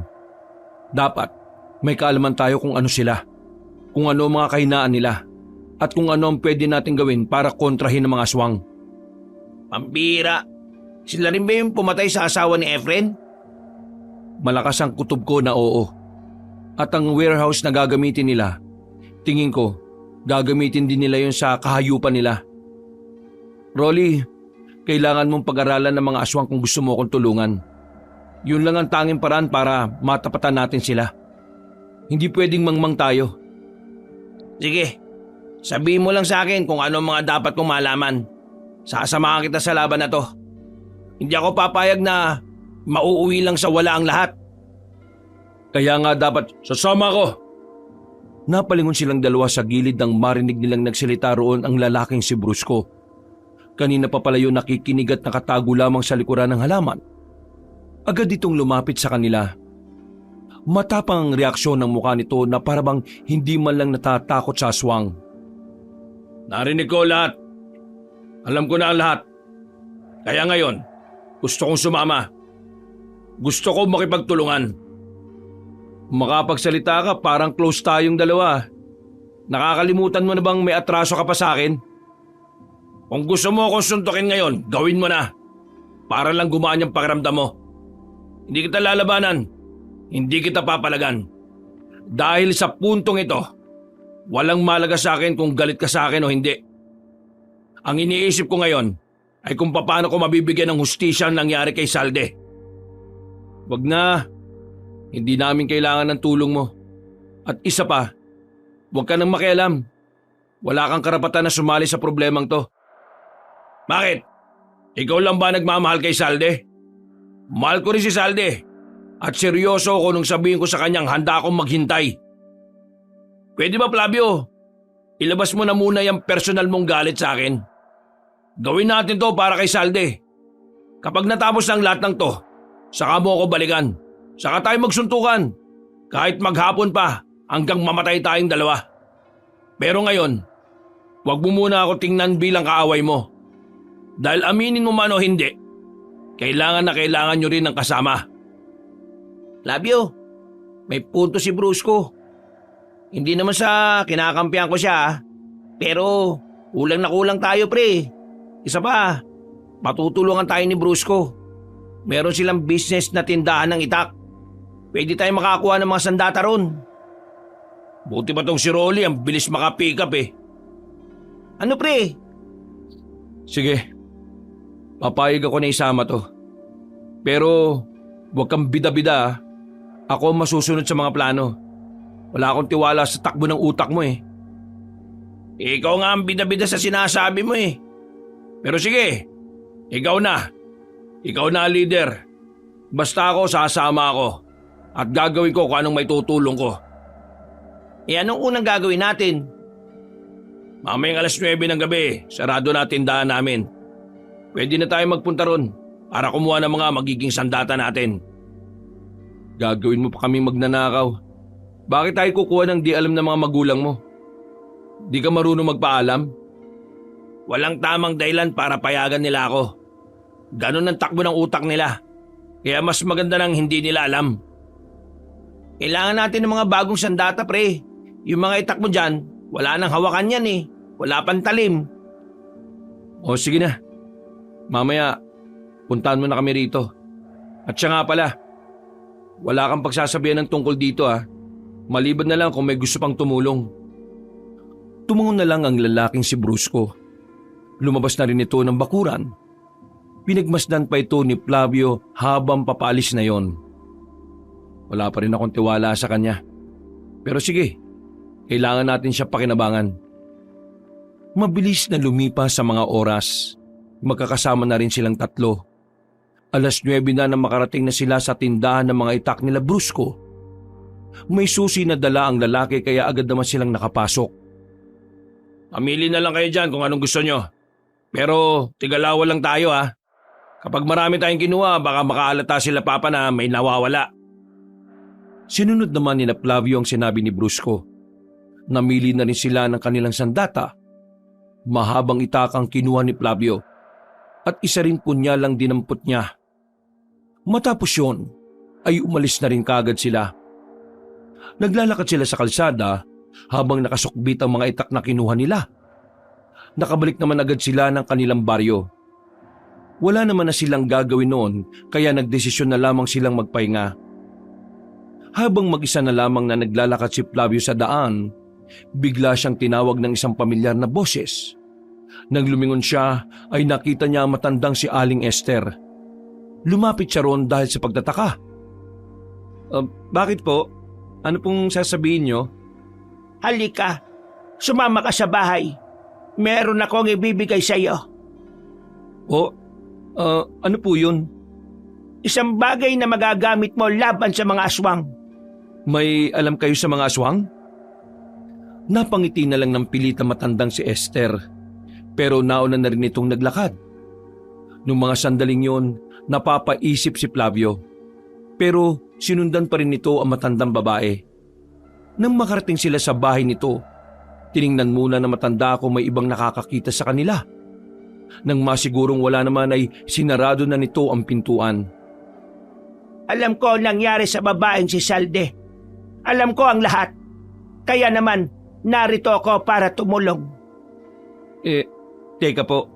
Paano niyo po nalaman yun? Wala naman kami pinagsabi ang iba nun ha? Nakalimutan mo na bang sinabi ko sa iyo na may mga nakikita akong senaryo sa panaginip ko? Di alam niyo nang mangyayari yun pero wala man lang kayo sinabi sa akin. Medyo mataas ang tinig ni Flavio. Nadadala na siya ng emosyon. Para kasing naghahanap na lang din siya ng iba pang masisisi. Nakita ko ang senaryong yun kahapon lang. Kahapon ko lang din nalaman na totoo palang nangyari yon. Iho, hindi ko lagi nagagamit ang kakayahan na yon. Minsan lang. At hindi ko alam kung kailan din ito gagana sa panaginip ko. Higit sa lahat, wala rin akong kalaman kung ang senaryong nakita ko ay nangyari na o mangyayari pa lang. Kaya naman, wala rin akong nagawa para pigilan ang masaklap na dinanas ng kaibigan ninyo. Huminga ng malalim si Flavio. Nakaramdam siya ng hiya dahil sa kanyang inasal. Napapailing na lang din siya at tumingi ng paumanhin. Pasensya na po kung nagtaas ako ng boses. Sadyang masakit lang din po para sa akin ang nangyari. Naiintindihan kita, iho. Kaya nga narito ako para tulungan kang makalaban sa mga aswang na yon. Pero bago yon, pwede ko bang malaman kung ano ba talaga kayo? Kung pamilyar ka sa salitang antingera, isa akong ganon dati. Pero matagal na akong nagretiro dahil sa edad ko. At hindi na rin kaya ng katawan ko para paganahin pa ang anting-anting. Kaya naman, ang anting-anting na gamit ko ang siyang ibibigay ko sa iyo. Ikaw lang ang may kakayahang ariin at paamuhin ang anting-anting. Nabubuhay ang kanyang diwa kapag binubulong ko sa kanya ang pangalan mo. Sandali. Anting-anting? Yan? Pinakita ni Aling Esther ang isang singsing na may nakadikit na tatsulok sa ibabaw. Isa itong anting-anting. At ang anting-anting ay parang kagaya lang din ng mga tao. May espiritu, may buhay. Namimili sila ng mga mangangalaga sa kanila. At tingin ko, ikaw ang pinili ng dati kong anting-anting bilang kanyang bagong tagapangalaga. Tanggapin mo na, iho. Magagamit mo ito para labanan ng mga aswang. Dahil ngayon, nagsisimula na silang gumawa ng kasamaan. Kailangan ka ng sanlibutan. Kinakabahan si Flavio nang tanggapin niya ang singsing. Isinot niya yun sa kanyang palasingsingan. Namangha siya dahil kasyang-kasya ito sa kanya. Sa mga sandaling yun ay wala pa siyang nararamdaman. Ayon sa matanda ay normal lang yun sa una. Pero kapag tumatagal ay nagiging komportable na ang anting-anting, makikipagkaisa na rin ito sa kanyang katawan. Kapag nagamit mo na ang kapangyarihan ng anting-anting, mas magiging matalino, mabilis at matapang ka, iho. Magbabago ang kilos mo. Magbabago ang pananaw mo sa mga bagay-bagay pagdating sa pakikipaglaban. Kailangan mo lang ariin ang anting-anting at patunayan mo sa kanya na karapat-dapat ka. Ano po bang pinakamabilis na paraan para kilalanin niya po ako bilang amo niya? Pinakamabilis na paraan ay ang pagiging busilak ng iyong puso. Hinawakan ni Aling Esther ang kanyang kamay. Ngumiti ang matanda na parabang si Flavio na lang ang natitirang pag-asa ng lahat. May tiwala ko sa iyo, iho. Ikaw na ang bahala. Pero huwag ka mag-alala. Narito ako para tulungan ka. Lahat ng nalalaman ko, sasabihin ko sa inyo kung kinakailangan ninyo. Maraming salamat po. Huwag kayong mag-alala. Gagawin ko ang lahat para matalo mga aswang. Para kay Salde. Para sa mga taong biniktima nila. Isang linggo pa ang nakalipas. Tuluyan nang kinilala ng anting-anting si Flavio. Marami na rin siyang nalaman na mula kay Aling Esther. Lahat ng alam na matanda pagdating sa pakikipaglaban, natutunan na rin ng binata. Kaya naman, kampante na si Flavio na sakaling may makaharap silang aswang, kakayanin na niyang labanan yon. Sa mga nakalipas na araw, nanatili silang kalmado. Wala silang ginagawang kahit na anong hakbang bukod sa pagmamasid. Una nilang minamatyagan ay ang warehouse. Nakumpirma na rin kasi nila na ang mga nagbabantay roon ay mga aswang na. Wala na roon ang mga dati nilang kasamahan. Ang hinala nga nila, baka kinarni na rin ang mga yon. Bukod doon, sunod-sunod na rin ang pagkawala ng ilang tao sa kanilang baryo. Maging sa mga kalapit ding baryo, may mga napapaulat na taong hindi na natatagpuan. Lahat ng yon ay alam ni Flavio na may kinalaman ng aswang. Kaya ngayon, kaya na niyang gamitin ng anting-anting, iisa-isay na rin nila ang mga kalabang nila lang. Salde, aalis kami ngayong gabi. Uumpisa na namin ang pagpaslang at pagtugi sa mga aswang. Pinapangako ko, parurusahan natin ang lahat ng sumira sa'yo. Sinamantala ni Flavio na mag-isa lang sa bahay si Salden nang lapitan niya yon. Hindi naman sumagot ang babae. Nanatili lang itong tulala. Ilang araw na rin itong ganito kaya nasanay na lamang si Flavio. Salde, ginagawa ko to kasi mahal kita eh. Kaya sana lumabang ka. Labanan mo ang mga gumugulo sa isipan mo. Pipilitin ko mabuhay para makabalik sa'yo. Pangako, ipapanalo ko ito at aalagaan kita hanggang sa dulo ng hininga ko. Sandaling niyakap ni Flavio ang babae.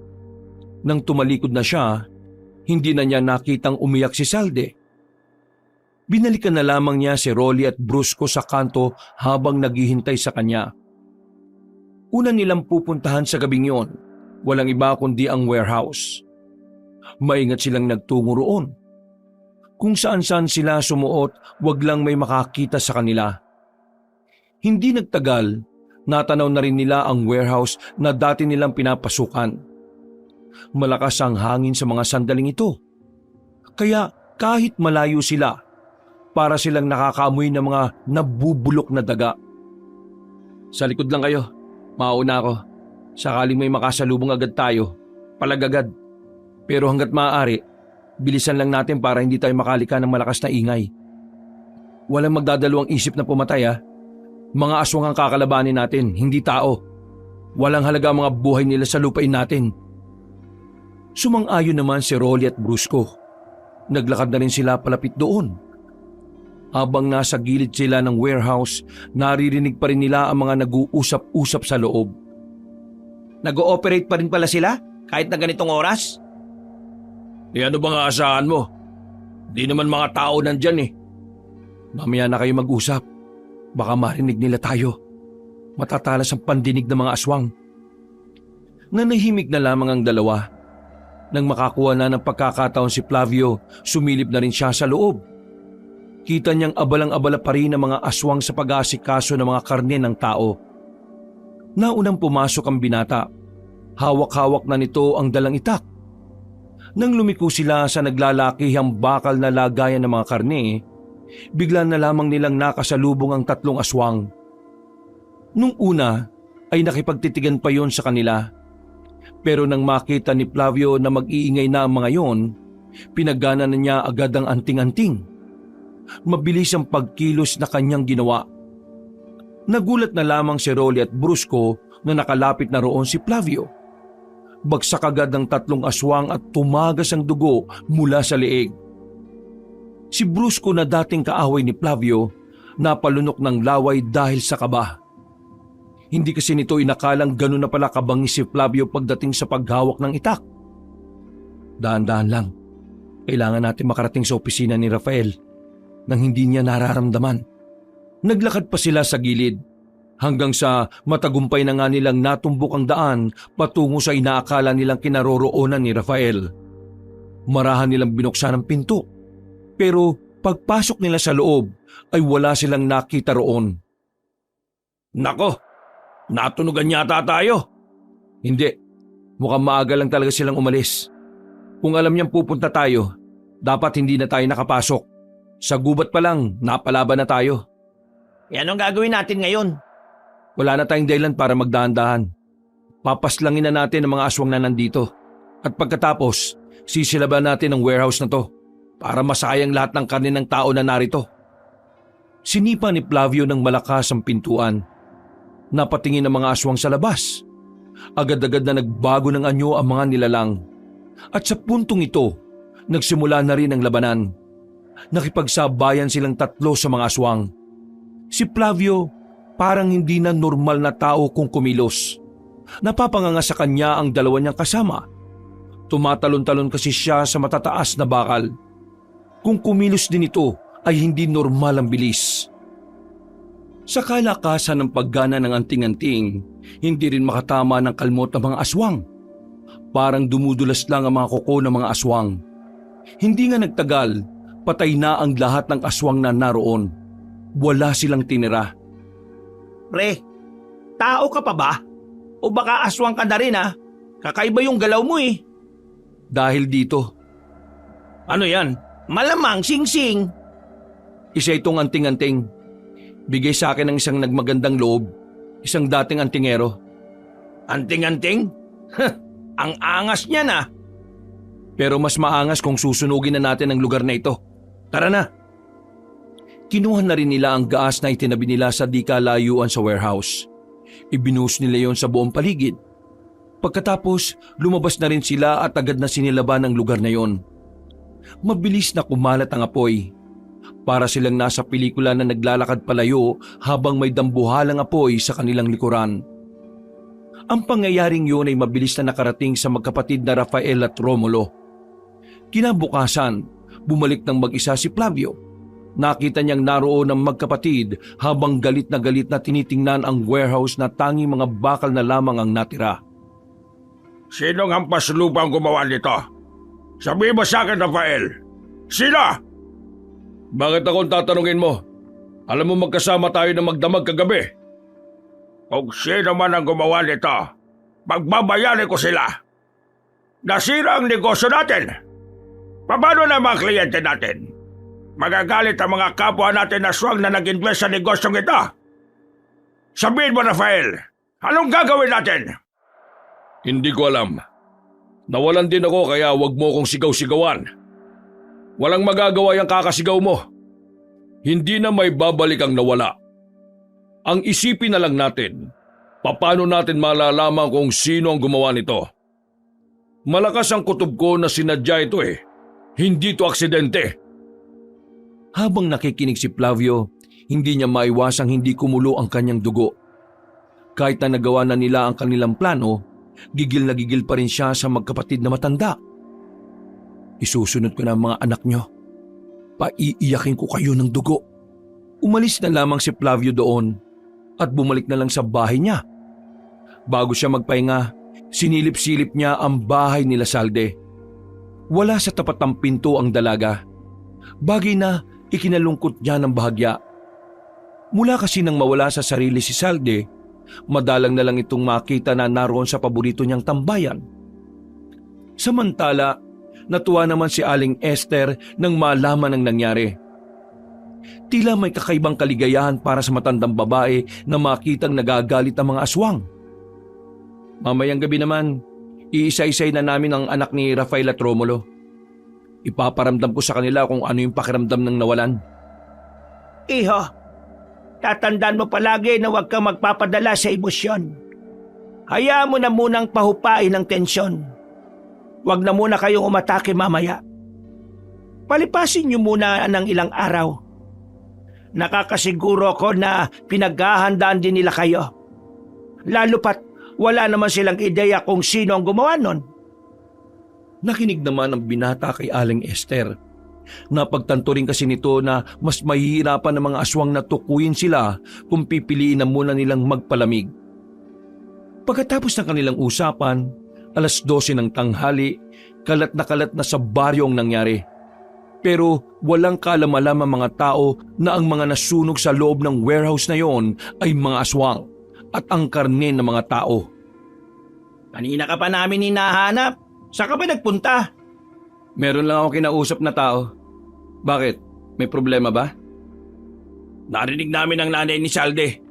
Nakalabas daw siya ng bahay. At hanggang ngayon, hindi pa rin yun nakakabalik. Mag-iisang oras na. Ay nako, kahit kailan talaga, napaka-irresponsable ng pamilya niya. Mabuti pa, mag-iwahiwalay tayo sa paghanap. Mahirap na't baka makita siya nila Rafael at Romulo. Pumupunta pa naman ng mga yun dito minsan. Iba-ibang direksyon ang tinahak ng tatlong binata. Si Flavio naman, isang lugar lang ang alam niyang lugar na pwedeng puntahan ng dalaga, ang ilog. Ang ilog kung saan madalas nilang puntahan noon. Nang makarating siya roon, nakita niya nga si Salde na nakaupo sa malaking bato habang ang paa naman ay nakalublob sa tubig. Daan-daan siyang lumapit. Napalingon naman sa kanya si Salde. Ramdam na ramdam niya ang bigat base sa mga tingin ni Salde. Salde? Umupo siya sa tabi ng dalaga. Saksi ang papalubog na araw sa perpektong senaryong yon para kay Salde. Naalala mo siguro yung sinabi ko noon. Ang sabi ko sa'yo, kapag magulo ang isip mo, kapag may dinadala kang mabigat, at kapag nasasaktan ka, pumunta ka lang sa ilog na ito at abangan mo ang paglubog ng araw. Hindi man mawala ng tuluyan ang lahat ng bigat, pero kahit na papaano mababawasan ng kaunti. Salde, alam mo bang dito ka rin madalas hilingin na sana magkaroon ako ng lakas ng loob para sabihin sa iyo kung gaano kita kamahal? Tumingin si Flavio sa dalaga. Napangiti siya kahit na alam naman niyang hindi tutugon ng dalaga sa kanya. Pero nagkamali siya ng kanyang iniisip. Tumingin din sa kanya ang babae at ngumiti ng malapad. Maraming salamat sa pagmamahal mo sa akin, Flavio. Gusto ko lang din sabihin sa iyo na una pa lang, mahal na rin kita. Nanlaki ang mga mata ni Flavio. Kalaunan, naiyak na lamang din siya sa kanyang narinig. Hinawakan niya ang pisngi ng dalaga at nagsalita. Salde, nakikilala mo na ba ulit ako? Hindi naman kita nakalimutan kahit na kailan Noong mga sandaling yun, dahan-dahang lumapit ang mukha nila sa isa't isa. Hanggang sa tuluyan na ngang naglapat ang kanilang mga labi. Habang pinagsasaluan nila ang mainit na halik na yon, wala silang kamalay-malay na bukod sa papalubog na araw, saksi rin ang binatang si Brusco. Hindi alam ni Flavio na sumunod pala ito sa kanila. Lihim na nagtanim ng sama ng loob ang lalaking si Brusco. Umalis na lamang ito at walang malay ang dalawa nang meron silang nasaktang damdamin. Totoong nawala ako sa sarili, pero hindi ko rin mapaliwanag ang nangyari. Kanina pagising ko, parang normal na lang ang lahat. Ikaw agad ang unang pumasok sa isip ko, kaya pumunta ako agad dito nang hindi kita makita sa bahay mo. Maraming salamat dahil tinibayan at tinatagan mo, Saldi, ang iyong kalooban. Ngayong ayos ka na ulit. Kailangan mo makinig sa akin. Saldi, sinunog namin ang negosyo ni Rafael at Romulo. Isusunod na namin ang mga anak nila. Kaya naman, magiging madugo ang mga susunod na araw. Gusto ko makiusap sa'yo. Umalis ka na muna sa inyo. Sumama ka kay Aling Esther, ang matandang babae na tumulong sa akin para magkaroon ng anting-anting. Ligtas ka sa kanya. Iingatan kanya laban sa mga aswang. Pero paano ka? Paano kung mapahamak ka? Baka hindi ka na makabalik. Makakabalik ako. Pinapangako ko. Kailangan ko lang gawin ang misyon na ito. Hindi lang para sa baryong ito, kundi para na rin sa iyo, Salde. Pagbabayarin natin sila sa mga ginawa nila sa iyo. Ang kapangyarihan ng kabutihan ang magpaparusa sa kanila. Hinawakan na lamang ni Flavio ang kamay ng dalaga at muling niyakap. Matapos ang kanilang pag-uusap, hindi na nagsayang pa ng oras si Flavio. Dinala niya kaagad ang dalaga kay Aling Esther. Agad din naman itong tinanggap na matandang babae. Huwag ka mag-alala, Iha. Dati akong pumapaslang ng mga aswang. Kaya meron akong kaalaman kung paano ka poprotektahan sa kanila. Aling Esther, gusto ko ring matuto. Turuan niyo po ako kung paano ko poprotektahan ang sarili ko. Sigurado ka ba? Opo, sigurado po ako. Sawang-sawa na ako maging mahina. Aling Esther, mukhang tama lang talaga na meron siyang alam. Para na rin pwede niyong protektahan ng isa't isa sakaling malagay kayo sa alanganin. Napatango na lamang ang matandang babae. Iniwan na lamang ni Flavio si Saldi doon nang makasiguro na rin siyang nasa maayos na itong kalagayan. Bumalik na lamang siya sa kanyang bahay. Naabutan niyang naroon si Rolly at Brusco. Oh, nasaan si Salde? Nahanap mo na ba? Oo, nahanap ko na siya. Pero iniwan ko na muna kay Aling Esther. Yung matandang sinasabi ko sa inyo na nagbigay sa akin ng anting-anting, mas ligtas siya ron kaysa kasama niya ang pamilya niyang walang pakialam. Ay nako, mabuti naman at nahanap mo siya. Hindi na naituloy ni Rolly ang kanyang sasabihin nang biglang makarinig sila ng mga natatarantang tao. Mga humihingi ng tulong. Pagtingin nila sa labas, nagtatakbuhan na ang mga yon. Hindi tayo pwedeng lumaban ngayon. Malalaman ng mga aswang kung sino tayo. At kapag nalaman nila, mas madali na nila tayo magagantihan. Hindi yung ba narinig? Meron na naman silang kinukuha. Wala tayong pakialam sa iba. Ang priority natin si Salde. Yun ang usapan. Pero mga aswang din na mga yon. At ang usapan natin, lahat ng aswang ay kalaban natin. Hindi ka ba talaga nakakaintindi? Malalaman nila Rafael na tayong sumunog sa warehouse. At dahil alam na nila kung sino ang kalaban nila, wala na tayong magagawa kundi umiwas na lang dahil marami sila. Mag-isip ka nga. Hindi ka nagtitiwala sa akin? May gamit akong anting-anting. Kayang-kaya ko sila, kahit na marami pa sila. Ikaw kaya mo. Paano kami? Wala kaming ganyan eh. Mas mauna kaming mamatay. O di sige, dito na lang muna kayo. Ako na munang bahala doon. Hindi natin pwedeng hayaan na makuha nila ang mga tao. Pre, sa ngayon, kay Bruce ko ako papanig. Tama siya pre. Isipin mo rin naman kami. Kailangan natin ng matinong plano. Kasi di ba ang usapan natin, hindi tayo lalaban ng harapan. Sasamantalayin natin yung mga oras na wala silang kaalam-alam, saka tayo aatake. 3 lang tayo oh. Yan ang gusto nyo mangyari. Hayaan nating mamatay at karnihin yung mga tao. Paano kung ikaw naman ang mamatay? Tingin mo, may pagiganti pa natin si Salde? Hirap kasi sa'yo, porque ikaw may pinakamaraming nagagawa. Akala mo lahat ng ginagawa mo tama eh. Sige, umalis ka na. Bahala kang mag-isa ron. Dito lang kami. Hindi nakinig si Flavio sa dalawa ng mga sandaling yon. Naging matimbang para sa kanya ang buhay ng mga tao. Bago siya lumabas, nagtakip na muna siya ng kalahating muka. Pagkatapos ay agad-agad na ring umalis ang binata. Tinungo niya kung nasaan ang mga aswang. Naabutan naman niya yon. Wala siyang sinayang na pagkakataon. Agad niya yung inatake. Sa isang iglap lang, napatay na rin niya ang 6 na aswang na wala man lang kahirap-hirap. Nang makasiguro si Flavio na wala ng aswang sa paligid, agad-agad na rin nitong binalikan ng 2 niyang kasama. Naabutan niya yun doon na nakaupo pa rin na parang walang nangyari. Tapos na, ganun lang kabilis. Pambira ka. Pinakaba mo ko. Oy pre, baka galit ka sa akin ha. Napakadelikado lang talaga ng ginawa mo eh. Sana maintindihan mo kami. Naintindihan ko naman kayo. Pero tandaan nyo, may mga oras na kailangan mong sumugal. Kasi kung wala kang gagawing paraan, mas malaking problema ang haharapin mo kinabukasan. Pero aalamin mo rin kung kaninong buhay ang isusugal mo. Kung buhay mo lang ba o buhay ng iba. Tumayo si Brusco at lumabas na lang ng bahay na yon. Hindi na nila yun hinabol pa at hinayaan na lang na magpalamig ng ulo. Napapailing na lamang si Flavio. Kinabukasan, laman na naman ang usapan sa buong baryo ang tungkol sa nangyari. Marami sa mga tao ang nagkaroon ng haka-haka na baka ang mga aswang ay namamalagi na rin sa kanilang baryo. Ang iba naman ay mas pinili na lamang manahimik sa takot na baka madamay sa mga taong nawawala. Bago magtanghali, dakong 9:00, dumating ang magkapatid na Rafael at Romulo sa kanilang baryo. Dumiretso mga yon sa barangay hall. Dahil sa pagkaintriga, sumunod doon si Flavio para alamin kung ano ang kailangan ng dalawa. Pasimple siyang nakinig sa mga sinasabi ng magkapatid na aswang.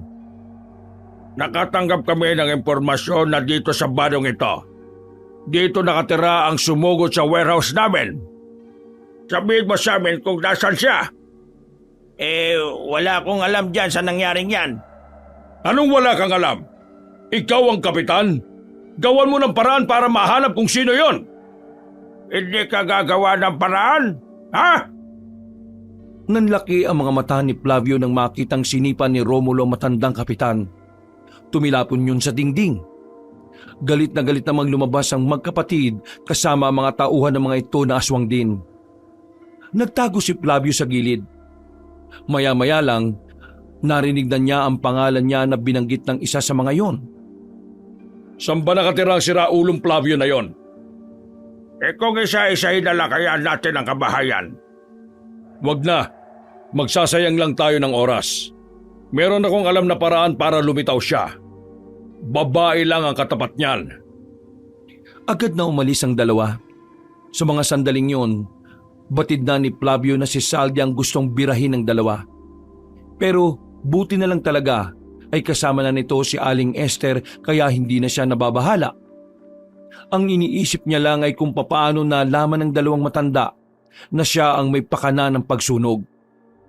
Meron na siyang hinala kung sino, pero kailangan niya muna itong kumpirmahin. Kaya naman agad-agad niyang binalikan si Rolly sa kanyang bahay. Oh, saan ka galing? Bakit parang nakakita ka ng multo? Hindi multo nakita ko, si Romulo at Rafael. Ha? Anong ginagawa nila rito? Alam na nila na ako ang may pakana ng pagsunog ng warehouse. Paano nila nalaman yun? Tayo lang naman nakakaalam nun. Yun nga ang iniisip ko eh. Kaya nga ang hinala ko, si Bruce ko ang nagsumbong. Sira ulo talaga taong yun oh. Kaya pala wala pa rin siya hanggang ngayon ah. Nilalagay niya tayo sa alanganin eh. Lalo na si Salde.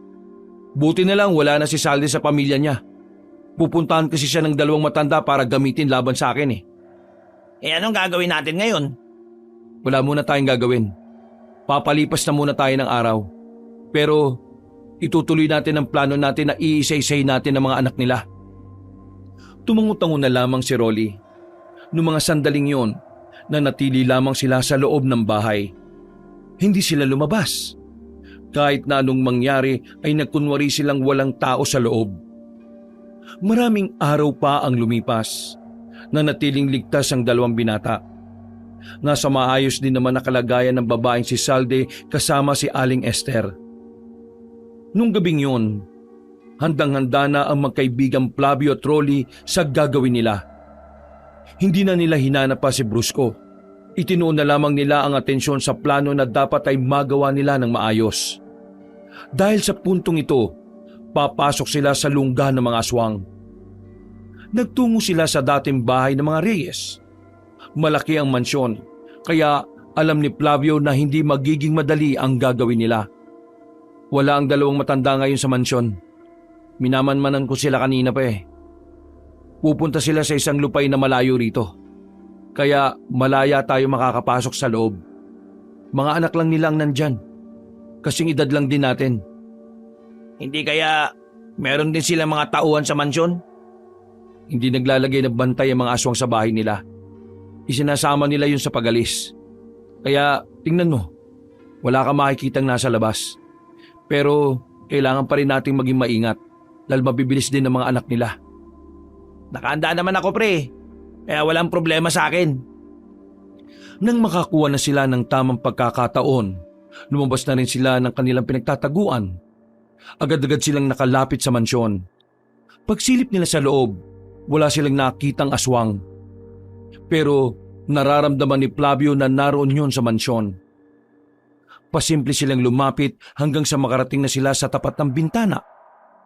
Nakita nila sa dining area ang 6 na kalalakihan na ayon sa pakiramdam ng anting-anting na dala niya, lihitimong mga aswang yon. Yan na ang mga anak ni Rafael at Romulo. Nakikita mo ba yung kabilang bintana? Babatuan natin yon para doon matuon ang atensyon nila.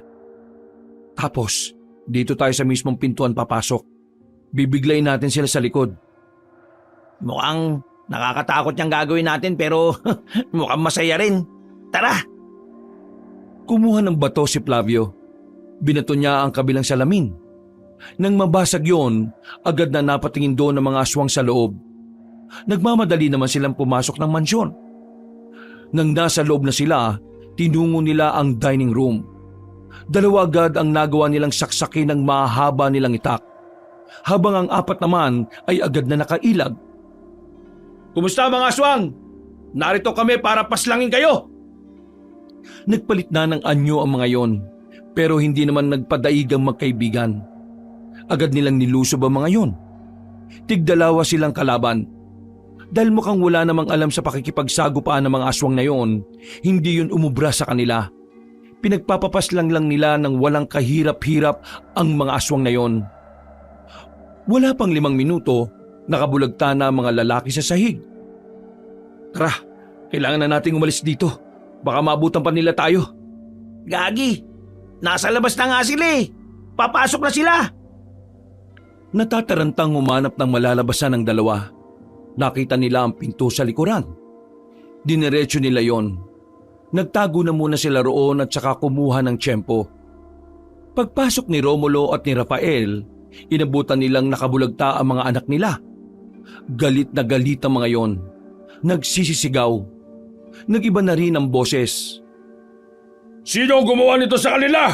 Sino? Hindi maaari. Ang mga anak ko, hindi pwede to. Kumalat kayo. Hanapin niyo si Flavio at ang lahat ng taong may koneksyon sa kanya. Papaslangin ko silang lahat. Pagbabayarin ko sila sa ginawa nila sa aming mga anak. Maririnig ang iyakan ng mga yon. Pero para kay Flavio, kulang na kulang pa ang ginawa nila para sa pagwasak nila sa katauhan ng pinakamamahal niyang babae. Nagtagumpay siyang paslangin ang kanilang mga target. Pero sa mga sandaling ito, problema naman nila kung saan sila dadaan. Napatingin si Rolly sa taas ng pader. Kayang-kaya nilang akyatin yon kaya hindi na sila nagsayang pa ng oras. Nagmamadali silang dumaan doon. Pinauna ni Flavio ang kanyang kaibigan. Habang siya naman ay mag-isa niyang inakyat ang pader gamit lang ang lubid na nakita niya sa gilid. Nakalabas sila at nasa gilid na sila ng mansyon. Marahan silang naglakad palapit sa kalsada. Bigla na lamang may tumigil na sasakyan sa harapan nila. Nakita nilang dumungaw sa bintana ang lalaking si Brusco. Sakay na! Kahit naggalit si Flavio doon, ay isinantabi na muna niya yon. Dahil sa mga sandaling yon ay mas kailangan nilang makatakas. Agad-agad na silang sumakay. Pinaharurot ni Brusco ang sasakyan. Agad naman silang nakalis doon at nakahinga na rin ng maluwag ang 2 binata. Nang makalayo na sila, pinatigil ni Flavio ang sasakyan. Lumabas siya at pinilit na pinababa ang binatang si Brusco. Lumabas ka dyan! Magpapaliwanag ako! Hindi na naituloy ni Brusco ang sasabihin niya nang bigla siyang suntukin ni Flavio. Agad na natumba ang lalaki. Hindi pa nakontento si Flavio. Sinuntok niya yon hanggang sa dumugo na ang bibig nito. Napakawalang yamong tao! Paano mo kaming nagawang ilaglag sa mga aswang na yon? Alam mo bang pwedeng malagay sa alanganin ng buhay ni Salde dahil sa ginawa mo? Bakit kasi ayaw mo na munang pakinggan ang dahilan ko para maintindihan mo kung bakit ko ginawa yon? Pre, pakinggan na muna natin siya. Bumuntong hininga si Flavio at sinubukan nitong kumalma. Tumayo na maayos si Brusco matapos punasan ng kanyang labi. Wala akong pagpipilian. Pinunta nila ako sa bahay at tinakot nila akong papatayin ng pamilya ko. Kaya napilitan na lang akong ituro ka. Alam kong ganun din naman ang gagawin mo kapag sa'yo nangyari yun, di ba? Mas pipiliin mo ang pamilya mo kaysa sa taong hindi naman nakikinig sa'yo. Hindi nakapagsalita si Flavio. Aminado naman siya sa sarili niya na may punto si Brusco. Kaya nga gumawa ako ng paraan para makabawi ako sa inyo eh. Buti na lang, natunugan kong dito na ang punta ninyo. Oh, yun naman pala eh. Sorry kung inilaglag kita. Wala lang talaga akong choice eh. Ikaw, kaya mong depensa ng sarili mo sakaling hanapin kanila. Eh yung pamilya ko, hindi. Hindi nga nila alam na aswang ang mga pumunta sa bahay namin eh. Oo na, sige na. Pasensya ka na rin. Kaya ka galit agad sa akin kasi una pa lang wala ka ng tiwala. Pero hindi naman kita masisisi. Pero ako, ginagawa ko makakaya ko para makatulong. Para kay Salde. O ngayon malinaw na lahat. Ano nang susunod nating akbang dito? Siguradong nanggagalitin na mga aswang na yun kasi napas lang natin yung anak nila. Kailangan na muna natin magpalamig ulit. Kagaya ng una nating ginawa. Pero sa puntong ito, dapat magkakasama na tayo. Magpalipas na muna tayo ng oras dito. Bukas ng umaga, babalik tayo sa baryo. isasama na natin si Salde at si Aling Esther. Kailangan nating umalis ng baryo. Tumango na lamang ang dalawa.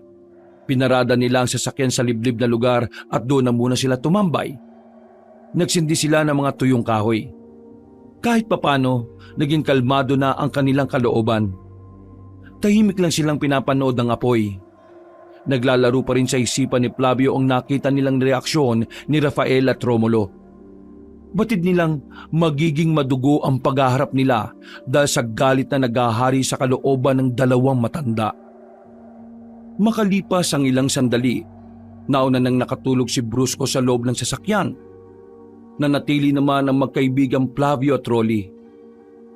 Pre, pasensya na't nadamay ka pa sa problemang to ah. Baliw! Choice ko naman to eh.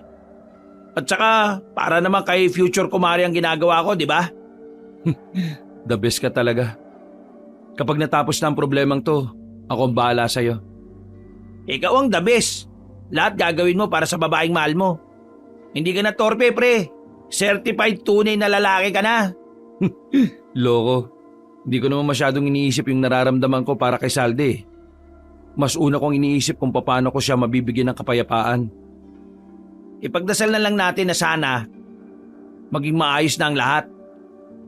O sige na pre, matulog ka na. Ako na lang muna magbabantay rito. Sigurado ka ba? Oo, ayos lang naman ako eh. Nasa akin pa rin naman ang anting-anting. Kahit makatulog ako rito, gising siya para magbantay.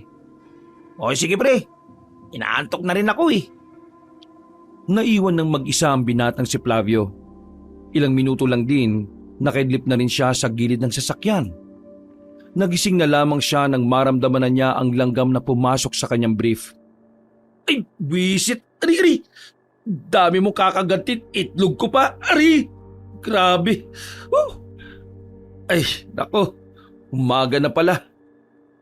Ginising na lamang niya ang dalawa sa loob ng sasakyan. Maya-maya lang din ay bumiyahe na rin sila paalis. Inihanda na nila ang kanilang sarili para sa posibilidad na mapalaban sila sa mga aswang. Kahit kasi umaga, alam nilang kayang umatake ng mga nilalang. Ilang sandali lang ay nakarating na rin sila sa kanilang baryo. Payapa naman ang lugar kahit nalaman pa rin ng usapan ng mga aswang. Nakita naman nilang gumagala-gala na ang mga tanod. Malakas ang kutob nilang bukod sa mga aswang, hinahanap na rin ng barangay ang lalaking si Flavio, kaya naman maingat nilang kinungo ang kinaroroonan ni Aling Esther at ni Salde. Nang makita pa lang ni Flavio ang dalaga, hindi na nito napigilan pa ang sarili na yakapin ng babae. Lihim naman na nainggit ang binatang si Brusco. Mabuti naman at ligtas ka. Sandali, Salde. Sigurado ka bang hindi ka nabaliw? Hindi naman ako nabaliw, Rolly. Nawala lang ako sandali sa sarili ko. Pero ngayon, nahanap ko ng sarili ko nang malaman kong si Flavio talaga ang kailangan ko sa buhay. Habang naririnig ni Brusco ang mga salitang yon, parang dinudurog ang puso nito. Pero pinili na lamang ng binatang magpatay mali siya, na kunwari ay wala itong nakikita. Salde, kailangan niyong umalis sa baryo ngayong umaga. Sa bayan na muna kayo magtago. May pera akong dala para sa bahay na pansamantalan niyong titirhan habang hindi pa natatapos ang gulong ito. Tama si Flavio. Dapat ay nasa malayo nga siya dahil maaring gamitin siya ng mga kalaban-laban sa iyo. Sige, aalis kami rito. Pero ipangako mo sa akin na magiging maayos ka lang, na makakabalik ka at magsasama pa tayong dalawa. Oo, pangako. Pangakong babalikan kita. Magsasama tayong dalawa. Tama na muna drama ah. Kailangan na nating umalis at baka makita pa tayo rito ng mga rumoronda. Hindi na nagsayang ng oras sila Flavio. Dali-dali na nilang nilisan ang bahay na matanda. Mabilis nilang tinungo ang kinaroroonan ng sasakyan. Buti na lang din ay walang nakakita sa kanila. Nakalis ng mapayapa si Salde at Aling Esther. Nakakita agad sila ng bahay na kanilang pagtataguan. Ngayon, kailangan nang harapin nila Flavio ang tunay na laban. Bumalik na sila agad sa baryo at sa gubat na muna sila tumambay. Habang meron pa silang oras, nag-insayo na muna silang tatlo. Habang abala sila, kanina pa napapansin ni Flavio na tahimik si Brusco. Kung minsan, nahuli niya rin itong parang masama kung makatingin. Pero iniintindi na lang niya dahil baka nagselos lang ito sa kanila ni Salde. Mabilis na lumipas sa mga oras. Sumapit na naman ang kinagabihan. Walang kalam-alam ang buong baryo sa gabing yon, magaganap ang pagdanak ng dugo sa kanilang lugar. Kanina pa tayo nandito pero wala naman nagpaparamdam na aswang. Sigurado ka ba ngayon sila darating? Kumalma ka lang. Hanggat hindi pa natatapos ang gabi, mahaba pa ang oras na dapat nating hintayin. Tama si Flavio. Huwag tayo magmadali. Baka mamaya sa pagmamadali natin mapadali din ang buhay nating tatlo. Napapailing na lamang si Brusco. Habang hindi nakatingin ng dalawa, palihim na inilabas ni Brusco ang botelya na may laman na kung ano. Binuksan niya yun at nagtakip siya ng ilong. Pasimple niyang binuhos sa gilid ang laman ng botelya at saka dali-daling bumalik sa kanyang kinauupuan. Nang umilingasaw na ang amoy noon, nakaramdam ng sakit ng ulo si Flavio at Rolly. Nakalaunan nawalan din ito ng malay. Sandali namang lumabas si Brusco para palabasin muna ang amoy. Halos 10 minuto rin siya naroon. Nang masigurong wala ng amoy roon, agad niyang kinuha sa daliri ni Flavio ang anting-anting. Tingnan lang natin kung makabalik ka pa ng buhay kay Salde. Tanga! Akin lang si Salde, no? Di ako papayag na magkatuluyan kayo. Ako ang nauna. Ako makakakuha sa kanya. At hindi ikaw na di hamak na dukha lang. Nanlisik ang mga mata ni Brusco. Lumabas na rin ang tunay nitong kulay na matagal na nitong itinatago. Ngayong nasagawa na niya ang masama niyang balak, nasasabik na siyang mawala si Flavio at siya na ang papalit bilang tagapagligtas ni Salde. Itinago ni Brusco ang singsing sa kanyang bulsa. Nang makita niyang nakakamalay na ang dalawa, humiga siya sa sahig at nagkunwari ding tulog. Uy! Flavio! Gising! Uy! Ano bang nangyari? Hindi ko rin alam Bigla na lang sumakit ang ulo ko. Ako rin. Nahilo ko. Oh, si Brusco tulog din Oy Brusco! Gising! Otek! Ano ba nangyari sa atin? Hoy Brusco, gising! Pipikit-pikit pang bumangon si Brusco at nagkunwaring kagigising lang din. Ha? Bakit? Teka, bakit ako nakahiga? Nawalan tayo ng malay. May naamoy kami kanina, tapos ilang segundo lang nawalan na rin kami ng malay. Akala ko ako lang nakaamoy nun. Pero sino bang may kagagawa nun? Hindi nga rin namin alam Uy, ano yun? Pambira, sabi ko na nga mga aswang ang may pakananang lahat. Maganda kayo, nandito na sila. Lumakas ng lumakas ang angel na kanilang naririnig. Kaya noong mga oras na yon, nagsimula na rin kabahan si Flavio. Batid niyang hindi magiging madali ang sandaling yon para sa kanila. Lalo na't makakaharap na rin nila ang inaasahan nilang mas malakas pa sa mga nauna nilang nakaharap. Kumusta ang pananahimik mga binata? Mukha yatang nagkaroon kayo ng mahabang oras para makapagplano pero sa ganitong sitwasyon lang kayo mamamatay. Well, wala naman tayong magagawa. Kung ito na ang oras mo, you need to accept your death. Anong pakiramdam na mawalan ng anak? Masakit ba? Walang-wala pa yan sa naramdaman ni Salde dahil sa pananamantala niyo sa kanya. Bakit? Wala namang halaga ang babaeng yon kaya wala kaming pakialam kung ilang beses pa siyang masira. Isa lamang siyang kasambahay na parausan sa paningin namin. Dapat nga magpasalamat siya dahil sa lahat ng kasambahay, siya lang ang binuhay namin. Kasi siya lang ang masarap pagsawaan. Manahimik ka na, tanda! Kahit anong sabihin mo, hindi mo na mababalik ang mga anak mo. Gusto mo bang ikwento ko pa sa'yo kung paano namin sila pinaslang ng walang kahirap-hirap? Ginawa nila ang makakaya nila para makalaban. Pero sadyang mahihina sila. Nakita mo tong itak na dala ko? Itong itak na pumaslang sa anak mo! Lalong nanggalaiti si Rafael sa mga sandaling yon. Sinenyasan na nito ang mga aswang na umatake. Hindi naman gaanong marami ang mga kasama nitong aswang. Kaya kahit na papaano ay nagawang tapatan ng 3 ang mga yon. Kahit na matandang si Rafael ay nabigla rin sa kahusayang pinakita ng 3. Nasugatan man sila Flavio, pero nagawa naman nilang lagasin ang lahat ng mga kasama ni Rafael. Dahilan para mas lalong tumaas ang moral ng tatlong binata. Kung nagsama ka ng tauhan, sinama mo na dapat ang malalakas. Masyado kang naging kampante eh. Ay teka, nasaan ang mas matanda mong kapatid? Huwag mong hanapin ang wala.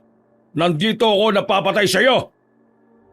Hindi na nakatiis pa ang matandang si Rafael. Agad-agad na itong nagpalit ng anyo. Sa puntong yon, nakita na nila ang kakaibang itsura ng aswang na wakwak. Dumami ang pangil nito na halos lumabas na sa bibig nito. Naglakihan din ang mga muscle nito sa katawan. Mukha niya itong hindi matanda. Gumapang na mabilis si Rafael patungo sa kanila. Sa mga sandaling yon, tansyado na agad ni Flavio na hindi ganun kalakas ang kalaban nila ngayon. Pero kailangan pa rin nilang mag-ingat dahil mabilis pa rin ito. Ilag! Kanya-kanyang iwas ang tatlo. Pero agad na bumalik si Rafael para umatake sa kanila. At sa puntong yon, sinalag ni Flavio ang dapat sanang kalmot kay Rolly. Agad na tinulak ni Flavio ang binata at saka pumorma. Hinataw niya ng malakas na itak si Rafael. Tinamaan niya agad yun. Akala ni Rafael ay doon na matatapos ang lahat. Pero si Rolly naman ang kumilos. Tumakbo si Rolly at saka tinaga naman ang bandang hita na matanda. Dahil dito, nagkaroon ng pagkakataon si Flavio na bumuelo. Mabilis siyang tumakbo at tumalon. Paghataw niya ng itak, tinamaan na niya sa balikat si Rafael. Umatras sa matandang aswang. Hingal na ito at kitang-kitang nararamdaman ito ang sakit ng mga sugat. Hindi ko alam na ganito ka pala kahina. Nasaan si Romulo? Siya na ang isusunod namin dahil mawawala ka na ngayon. Tumakbo ng mabilis si Flavio. Nang itatarak na niya ang itak sa ulo ng matandang lalaki nang biglang dumating si Romulo. Nahawakan nito ang hawak-hawak na itak ni Flavio. Mabilis namang dumistansya si Flavio. Sinasabi ko na nga ba't dadating ka eh. Kahit na kailan, wala ka talagang utak. Alam mong hindi ka naman malakas. Iniwan mo pa talaga ako para masolo mga sinaulong tao na ito? Tignan mo ang nangyari sa'yo. Para kang sisiw na malapit ng mamatay. Hindi ako mamamatay. Babawian ko sila. Ipagiganti ko ang mga anak ko. Hindi mo na kayang lumaban kaya magpahinga ka na. Kuya, wag! Nagulat si Flavio nang makitang sinaksak na ni Romulo ang kapatid nitong si Rafael gamit lang ang mahaba nitong kuko. Sarili mong kapatid, pinatay mo? Anong klaseng kapatid ka? Huwag kang magsalita na parang nagmamalasakit ka pa sa kanya. Ganyan ba talaga katanga ang mga tao? Naawa sa kalaban na gusto rin naman nilang patayin. Ha! Nakakatawa. Hindi na ako magtataka kung madali kayong maloko ng kapwa ninyo. Ngumisi si Romulo tumingin kay Brusco na kanina pa walang ginagawa. Nanonood lang yun mula ng kalabanin nila si Rafael. Ibigay mo sa akin kung ano man ang napag-usapan natin. Naglakad si Brusco palapit kay Romulo. Dinukot nito ang singsing sa bulsa at inabot yon kay Romulo. Saka lamang nakita ni Flavio na wala na pala ang anting-anting sa daliri niya. Pasensya ka na, Flavio. Pero kailangan mo nang mawala. Sagabal ka sa amin ni Salde. Hanggat buhay ka. Hindi niya ako mamahalin. Sinasabi ko na nga ba eh. Ikaw ang may kagagawan kanina kung bakit kami hinimatay. Oo, ako nga. At simula pa lang nung una, matagal ko nang binabalak na ipahama ka para masolo ko si Salde. Mabuti na lang madaling kausap itong mga aswang na to. Kaya ngayon, magpaalam ka na sa mundo. Isama mo sa hukay ang tropa mong yan. Walang anting-anting sa iyo, boy. Mauna ka na sa impyerno. Alam mo ba kung bakit walang babaeng gusto kang mahalin? Kasi bulok yung ugali mo. Kahit na ano bang sabihin nyo, mamamatay na kayo ngayong gabi. Dali-daling gumilit si Brusco. Umupo ito sa nakatumbang katawan ng puno. Maya-maya pa, nakita nilang dinurog ni Romulo ang singsing gamit lang ang kamay nito. Hindi nagtagal, nagpalit na rin ng anyo ang matanda. Umatake na ito sa kanila. Dahil walang suot na anting-anting si Flavio, mano-mano nilang tatapatan si Romulo. Ang kaso nga lang, Sobrang laki talaga ng diferensya sa kanila ng kanilang kalaban. Unang atake pa lang sa kanila, nabugbog na kagad sila. Pero mas malala ang sinapit ni Flavio. Halos magsarado na ang kaliwang mata nito. Hindi na rin ito maigalaw ang kaliwang braso dahil sa ilang beses siyang nabalibag ni Romulo. Ganun pa man, pinipilit pa rin niyang makabangon. Hawak-hawak pa rin niya ang itak na nagsisilbi niyang sandata. Kahit na hindi naman na yun umuubra. Tiningnan ni Flavio si Rolly. Sinenyasan niya yun na wag na munang tumayo para hindi na madagdagan ang bugbog nito sa katawan. Muling tumindig si Flavio. Inisip niya na lang ang dalagang si Salde. Parang nagkaroon ulit siya ng kaunting lakas. Bakit? Hindi mo ko kayang talunin kaagad? Hanggang dyan lang ba talaga ang kaya mo? Ikaw na talaga ang pinakamalakas? Sinong nagsabi na tatapusin kita kagad? Mahihirapan muna kita. Dahan-dahan kong ipaparamdam sa iyo ang paghihirap. Uunti-untiin kita hanggang sa mapagtanto mo na isang malaking pagkakamali na pinaslang mo ang mga anak ko. Nagkakamali ka, tanda. Kahit na torturin mo ako ng 10 beses, hindi ko pagsisisihan na pinaslang ko ang mga anak mong walang silbi. Pati na rin ang mga pamangkin mong inutil. Wala kang karapatan na banggitin sila. Galit na matandang lalaki. Muli itong lumusop kay Flavio. Makailang ulit nitong pinagsusuntok ang binata sa muka, sa katawan at kung saan-saan pa.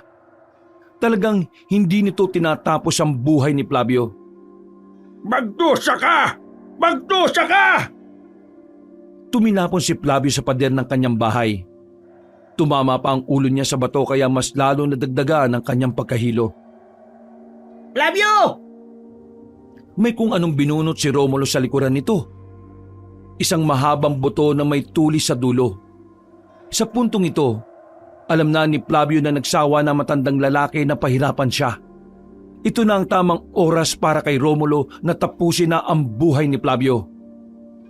Dahan-dahan kong ibabaw nito sa dibdib mo hanggang sa makasilip ka na sa impyerno. Ngumiti ng nakakaloko si Flavio. Mga ilang sandali lang, tuluyan na nga rin itong natawa. Nagtaka naman si Romulo, lalong-lalo na ang binatang si Brusco.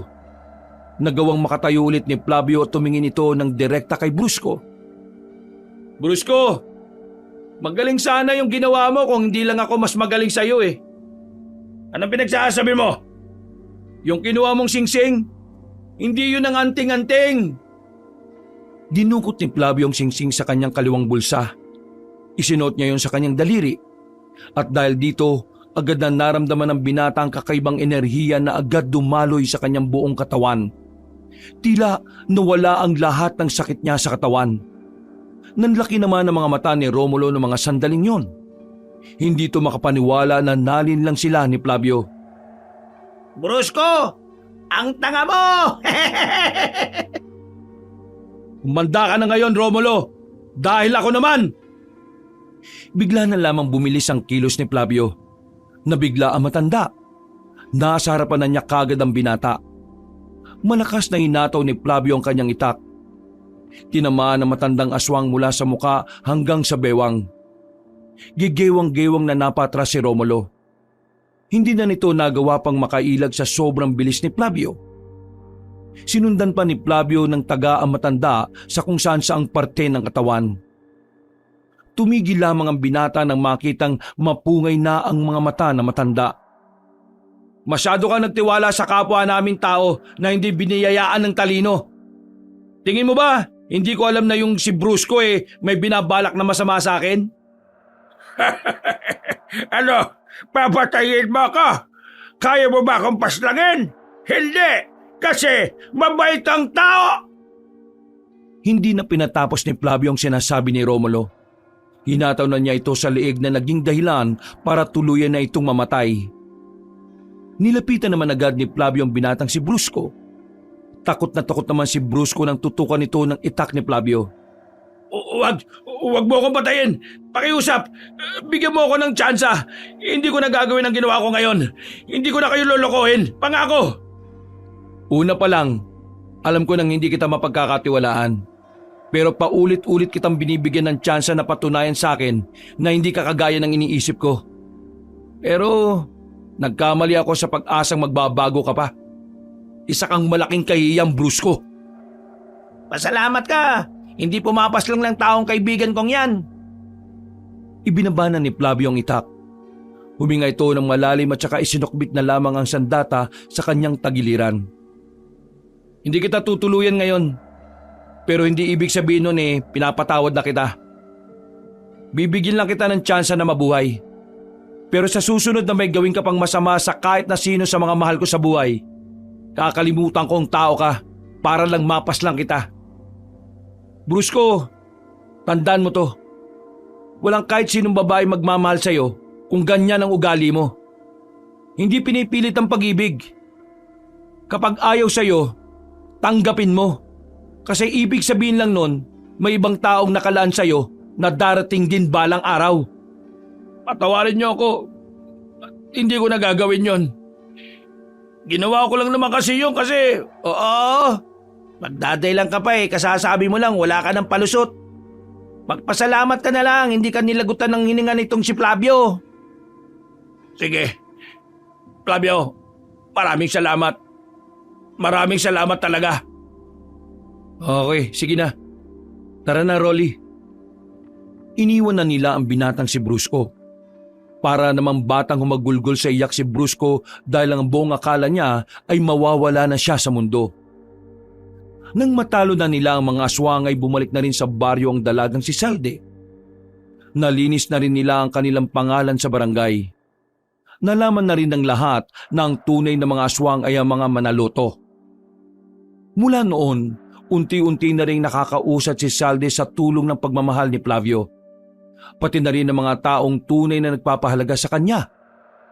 Hindi madaling kalimutan ang bangungot na nangyari kay Salde. Pero siniguro ni Flavio na kahit na anong mangyari, tutulungan niyang makalimot si Salde hanggang sa muli na nitong mabuo ang sarili. Hindi na rin muli pang nagamit ni Flavio ang anting-anting. Kagaya ni Aling Esther, matanda na rin ang anting-anting kaya namahinga na rin ito. Isa na lamang itong pangkaraniwang singsing na hindi pa rin tinanggal ni Flavio sa kanyang daliri. Nakapagsimula na ng bagong buhay si Flavio at Salde. Agad na nagpakasal ang dalawa makalipas lang ang 1 taon. At sa awa ng Diyos, binayayaan sila ng isang anak na babae. Napapangiti na lamang si Flavio. Hindi niya inakala na ang lahat ng paghihirap niya magbubunga ng isang masaya at malusog na pamilya. Wakas.